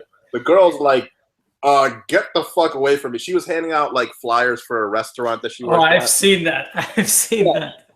Yes, you've seen it. And then he comes and he's like, yo, bitch, like the same guy, right? And he's like, yo, bitch, what's up, man? You looking good, right? And she's like, he, you know, like he, you know? And she's like just fucking eating it up, right? Yeah. This stuff really fucking happens. It really fucking does happen if you do it right and in the right context. Did you see that one? Did you see the one with Vitali? I mean, I think it's Vitali TV. Maybe that's his name. He goes up to. He doesn't go up to women. He's driving this Lamborghini car in the middle of the street. Just beeps to women. nods with his fingers to get in the car. And they're like, no, I'm not getting in the car. And he does it again once, twice, 3 times. And they just get in the fucking car and drives off with them. Yeah. You don't even have to talk. Some of these guys have done it where they did it in front of their fucking boyfriend, right? You know what, dude? Before we finish this up, I'm just gonna fucking play this because I want fucking people to hear it, man. It's really fucking funny. So this is the guy. You've seen this already, but this is the guy. Right? Let's see if maybe I can get the guy. He goes up to the girl. I want you guys to listen to this, right? I mean, so he comes up to the girl, and this girl's got a pretty fat ass. I mean, she's pretty nice. But he goes up to her. Listen. Can you hear it, Niko? Yeah, it's fine. We have a special today at Applebee's. You get a free drink with any regular entree here. Really? Yeah, I could definitely use the drink. It's pretty hot today. Yeah, it's pretty hot. It's actually, they say it's the hottest it's been in over a year in New York City, reaching an all-time high at 98 degrees Fahrenheit. Did you know that? Yeah, it's pretty hot. I didn't know that. Yeah, I know, but not as hot as you. I'm at work right now, so I mean, here, just take that and go get a drink. I think you're really beautiful. I was wondering maybe I can get your number. No, I'm sorry. I have a boyfriend. I can't. Really? Do you think he'll mind? Yeah, he would. I probably would too. What about just as friends? You know, it took me a lot to come here and ask you for your number, but I just thought you were so beautiful. I needed to. Oh, I don't have a phone. Really? Yeah, my phone is broken right now. Just take that. Yeah. And just go get a drink. You just gave me all of your coupons. Yeah, that's good. You can probably go inside and meet somebody nice, you know. But what I like you though. I think you're cute. Just go. Just go. Really? So you don't want to give me a number? No. All right, thank you. Yeah. So here he comes now. You said something? No. Here he comes now. You can hear it. Your mom? Hi, we have a free drink today. What? With any regular entree. Go check it out. Ooh, what that come with though? Just the free drink. Just a free drink. What about with you though? What about you? Can I get you on the side? No. Come on, ma. Sorry, I have a boyfriend. You looking real good, girl. You teasing me right now, ma. Shit, you looking like a drumstick. What? Yeah, you know, real scrumptious and shit. You feel me? You're funny. I'm funny? Yeah, you're funny. You think I'm cute though? So long story short, I think you look good. he pulls this chick aside and just starts making out with her and grabbing her ass and filling her up right there. He almost got her to give her a fucking blowjob right there on the fucking street. Now again, I don't know if this is real, but this fucking kind of stuff happens, man. I've seen it happen. All right? I mean, I've seen this with my own eyes, so I know that this occurs. Oh God, yeah, of course it occurs, man. I mean, and that's the whole line that good guys finish last, isn't it? Yeah, but it is fucking true. But the thing is, I don't even put down the quote good guys. They just need to fucking learn that women are not going to be into you as long as you have this fucking attitude. In a way, I kind of understand why women don't fucking, because it's fake. No guy wants to be a quote good guy. What does that even mean, right? First off, and every single guy wants to fuck these girls. So what does it even mean? I'm a good guy, right? I mean, what are you trying to do? Right? At a certain point, it almost sounds like manipulation. Like they're trying to say you should like me because I followed this fucking script of what a good guy is. But that's not how women work, and I wouldn't expect them to, and I wouldn't want them to, because literally it's the equivalent of a fat woman telling you, I'm a good girl, and you should like me because I'm a good girl, right? But no, you can't do that. You can't change human attraction.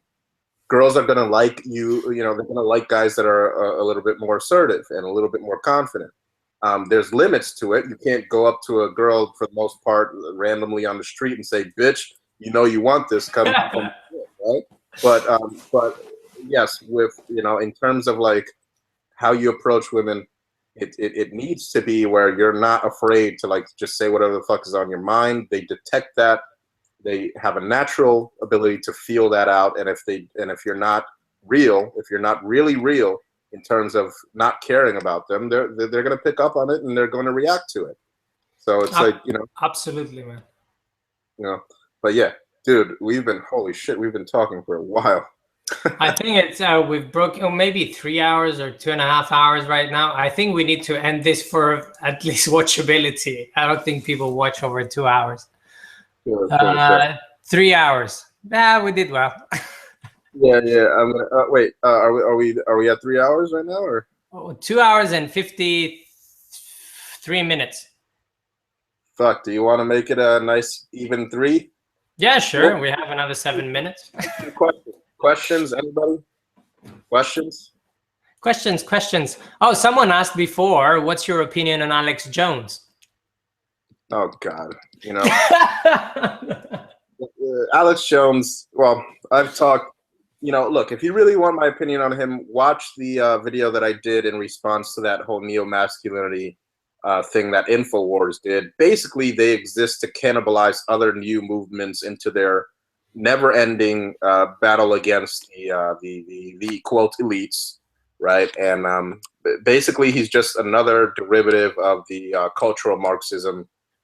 We have to defeat the fucking left. That's a perpetual battle that never ends. It's nondescript. It doesn't actually describe anything. That's what Alex Jones does.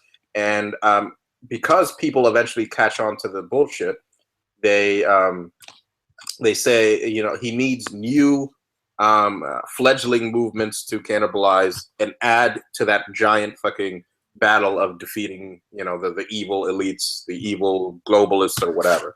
And it's very simple if you look at, if you analyze the way he talks and the way he acts. It's all about, like, you know, I don't know, take what's like a new movement or whatever that's gaining traction, like, you know, when the Occupy Wall Street thing fucking happened, Alex Jones figures out a way to maneuver that into why you should be fighting the globalists. When, I don't know, Black Lives Matter fucking came out, or even the Tea Party came out, Alex Jones has to find a way to make it so that it's you know, repositioned into fighting the elites. That's his spiel. That's the way I feel about him. Yeah, there is another one. I mean, just looking at the questions, guys, I mean, I'm not Barbarossa's representative in any way, but fucking hell, he talked about all this shit in all of his videos. But anyway, what's your take on courtship and the pursuit of women? Well, I mean, you know, look, anybody that is going into a relationship, I talk about this in the book. Anybody that's going into a relationship, it doesn't have to be a relationship in the traditional sense. I'm talking about even just a sexual relationship with a woman. You are taking a risk. I mean, it's just that simple. You're taking a risk. Anytime you associate with women, you're taking a degree of risk, because women have the ability to ruin your lives. All right. Now, not very much people want. There's not very many people, even within MGTOW, that don't want to have any kind of association with women, whether it be relatives, whether it be, you know, the female sex of any kind.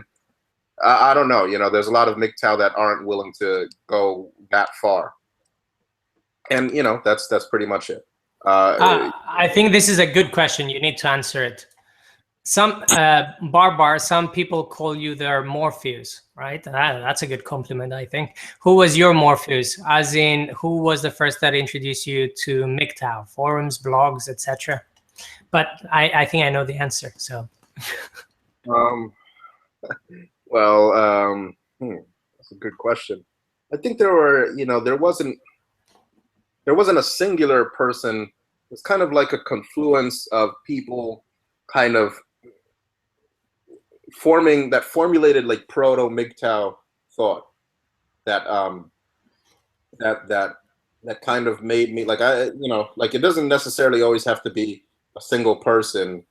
I know that I guess I can answer that when, in terms of like people that pulled me back from, like, becoming, when I was at periods when I was very close to just saying, you know, enough of MGTOW. I really can't. I can't do it anymore. I think I'm just gonna call it quits. It was there were certain Stardust videos and RBK videos that did pull me back.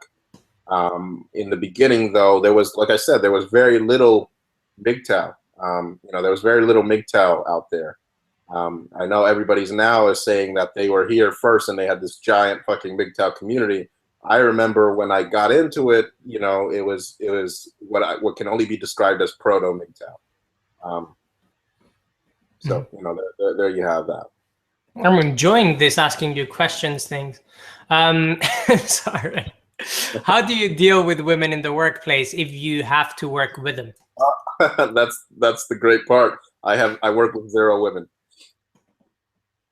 Good. So. Okay. So that you have your answers, guys. Just don't work with women, right? So next, there was another one that was thought. Okay. Oh, that's not really a question. Oh, there's someone asking me my thoughts on the mouse experiment, and I'm trying to understand which mouse experiment. I'm presuming the utopian one where they put the mice in an environment where everything was catered for, and then the male mice eventually just pulled back and they didn't do anything. The beautiful ones, I'm presuming, that's the ones that they're talking about, the ones that they start grooming themselves. I think we're reaching a similar stage in our civilization now. I think a bit of overpopulation after a certain point, you know, people just start caring for themselves.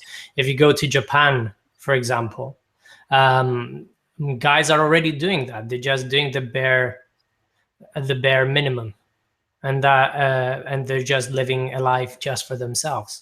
And we're advocating for something similar, but live a life that's worth living and not a life that's being, you know, reduced to just the mere necessities, but do something, you know, that you feel like doing. And you know, I say all the time, don't live your dreams, but try to live a full life.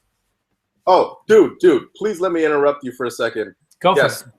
JVFCXTR, whatever your name is, a bunch of letters. Alex Jones loses 2,700,000 to his ex-wife. Mr. Neo-masculinity, Alex fucking Jones. Mr. Big tough man, I still know how to skin a buck and run a trot line. Mr. fucking I know I'm a real man. Actually, has been divorced, if I remember correctly, by his wife, and she's getting alimony, and she's even taking some of his property. You notice that in his show, he's not talking about his wife anymore, whereas he used to talk about his wife a lot. What's going on, Alex? If you ever listen to this, what's going on? Did you fail? Did the New World Order make your wife divorce you? The elites mind control your wife with Marxist hypnotizing techniques, and you know, did she not drink enough tango? Did you not drink enough super male vitality, Alex Jones? Did you not? Maybe if you'd gone to the doctor, man. Yeah, Alex Jones. Yeah, I mean, I'm not laughing at him. Actually, you know, I'll never, ever take joy out of seeing somebody get fucked in a divorce court. But look, you know, I'm laughing at the fact that he, you know, it's pretty damn ironic that he perpetuated this fucking belief that he's this answer to the fucking New World Order, and he knows, and we all just have to, like, you know, fight the fucking Illuminati. And all of a sudden, right under his nose, he's getting straight up fucking robbed legally by his own wife. Well, you know, you can only warn a person this much. Sometimes they have to learn, you know, the hard way. It's like that guy.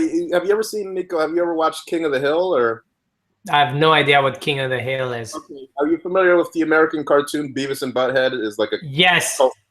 Okay, the guy who made Beavis and Butthead, and who also happens to be the same guy who made the excellent movie, if you haven't watched it, Idiocracy, right? Yes.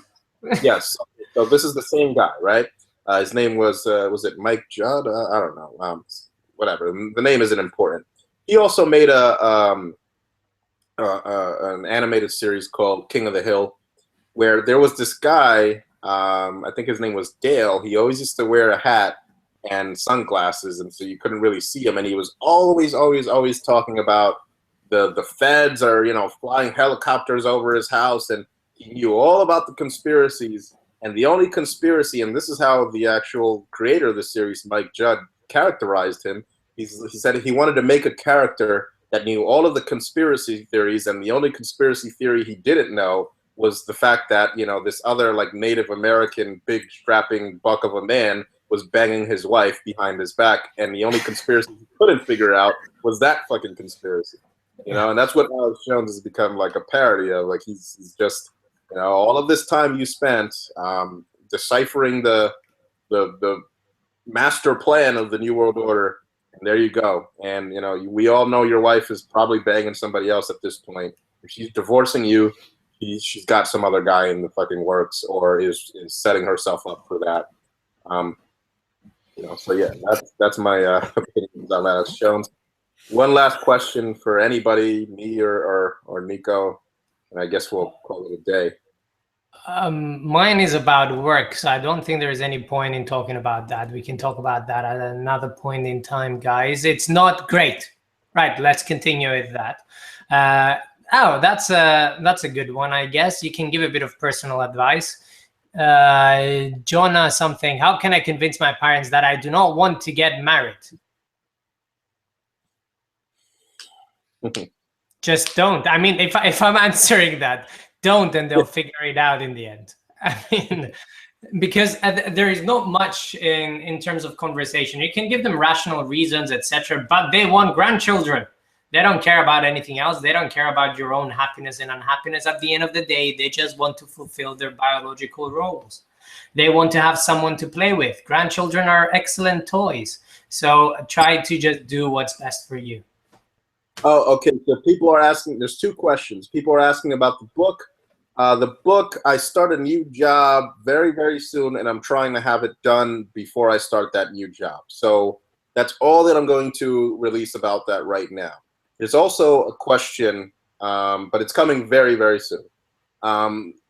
Okay, what are your thoughts on Super Smash Bros. 4? I have to answer this because it's my favorite game. Wii U, 3DS. Super Smash Bros. For Wii U sucks. I mean, compared to Melee, it sucks. That's it. That's pretty much it. Okay. Do we have to say anything else? I think that's it. I think we had a pretty decent and long chat. Did we break 3 hours yet, or? I think we broke 3 hours, man. Oh okay, yeah, 3 hours, 5 minutes. Yeah, we broke. Perfect. All right, guys. Good talking with you, Nico.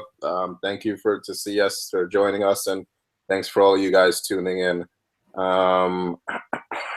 Barbar, do you not trust your girlfriend to not get herself accidentally pregnant? This is the life of a MGTOW. I buy my own condoms and I pull out. I mean, that's basically how we have sex. So I mean, that's what it is.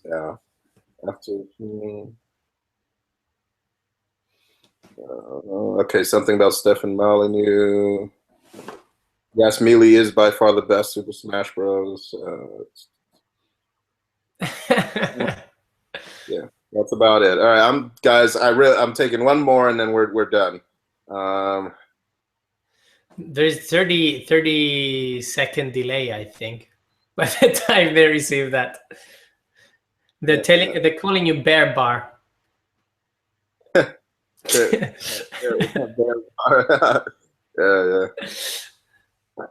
That's that's a good bar bear. Yeah. That's what I'm gonna make my bitch call me. Bar bear.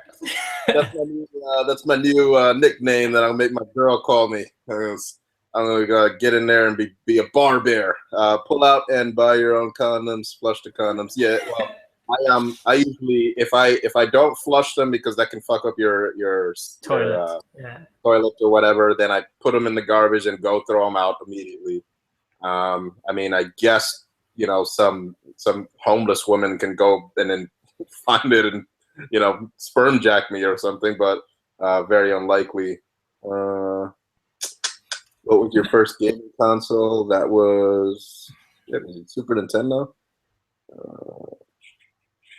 Really? Are you planning to make a long, interesting video soon? Until the book is out, I'm not posting any videos. Bendy boy. All right, guys. All right. Props to whoever can give the silliest nickname. Holy shit! I really got to fucking get to sleep. Horseradish. Horseradish or the condom. Yeah, that's a Tom Lucky's Wait, that idea. what? That's actually a type of condom, horseradish? No.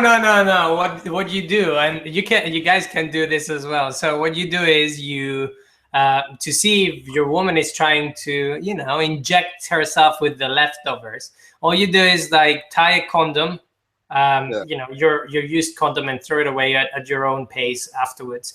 And put another condom with some horseradish sauce. Horsey sauce that you can get from somewhere in the States, and then just tie it there and throw it in the bin. And you'll know fairly soon if she'll use it. Yes, because she'll be screaming and but okay, so somebody asked, so your girlfriend is happy that you don't want kids. I am vehement with her that I do not want kids. As a matter of fact, you know, look, this is something that I do want to talk about. So I guess there's one more little thing that I wanted to bring up here, right? Again, keep in mind, guys, because for your own good, if you're ever in a relationship with a girl, you need to implement the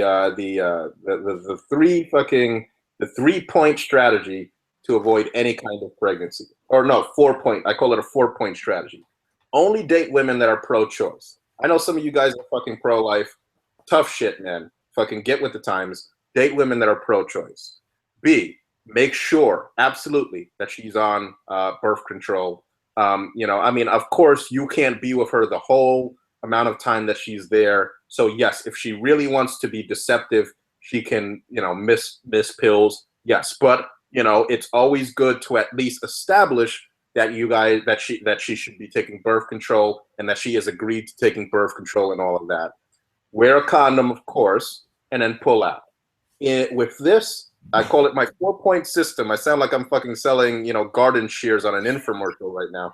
Yeah. You know, this is the 4-point system where it isn't impossible to get a woman pregnant, but it's almost fucking guaranteed that it's like not gonna happen, right? So be very safe, gentlemen. If you're involved with a girl, I mean, look, you gotta fucking do this, all right? I'm going to say that if you have a choice between contraception, oh God, try for some contraception that is visible, that you can check on every now and then, etc. I mean, this is not the best form of contraception per se, especially, you know, if your woman is using contraception regularly, that's fine. But I mean, an implant that you can feel on your woman's arm, it's sure to work for at least 3 years, maybe a bit more, right? And then you know it's there and it's acting, and it's almost impossible to get pregnant, right? There are some bad side effects, but if your woman is, you know, one of those that can take that and doesn't have horrible side effects from it, then you can pretty much guarantee that she will not get pregnant. I mean, I had to learn the hard way, where I had a couple pregnancy scares, you know, in my blue pill days. And, you know, I marched this chick down to fucking CVS, and we got that little over-the-counter, you know, day after fucking pill. You know, if she's not willing to fucking do that, I mean, sometimes you should just ask her, like, if you ever have to fucking take the pill, you know, like, or have you? No. Actually, if you ask her directly, would you ever take the morning after pill for me? She would obviously just say what she thinks you want to hear, but kind of in a sideways, you know, matter of fact conversation. Maybe inquire as to whether or not she's ever had to take that in a way that kind of, you know, yeah, you know, like she doesn't really suspect anything, and see what she says. See what she says. Of course, just give it a go, guys. I mean, it's easy. Just tell her, oh my God, fuck, the condom is, you know, must have holes or something. There is almost nothing in here, right? Just wank before you have sex with her. And then you know if she takes it, whether she's willing to take it or not. I do this sort of experiments all the time. Bar Jr. gonna have his own channel too. Fuck you guys. No thanks. No, none of that. All right, guys, I think we are done. Good night. Take it easy, guys. Hold on. hold on. Nico, you gotta kind of, you know how illiterate I am. You press the stop button. It's right under the middle screen. All right, I'm stopping it now.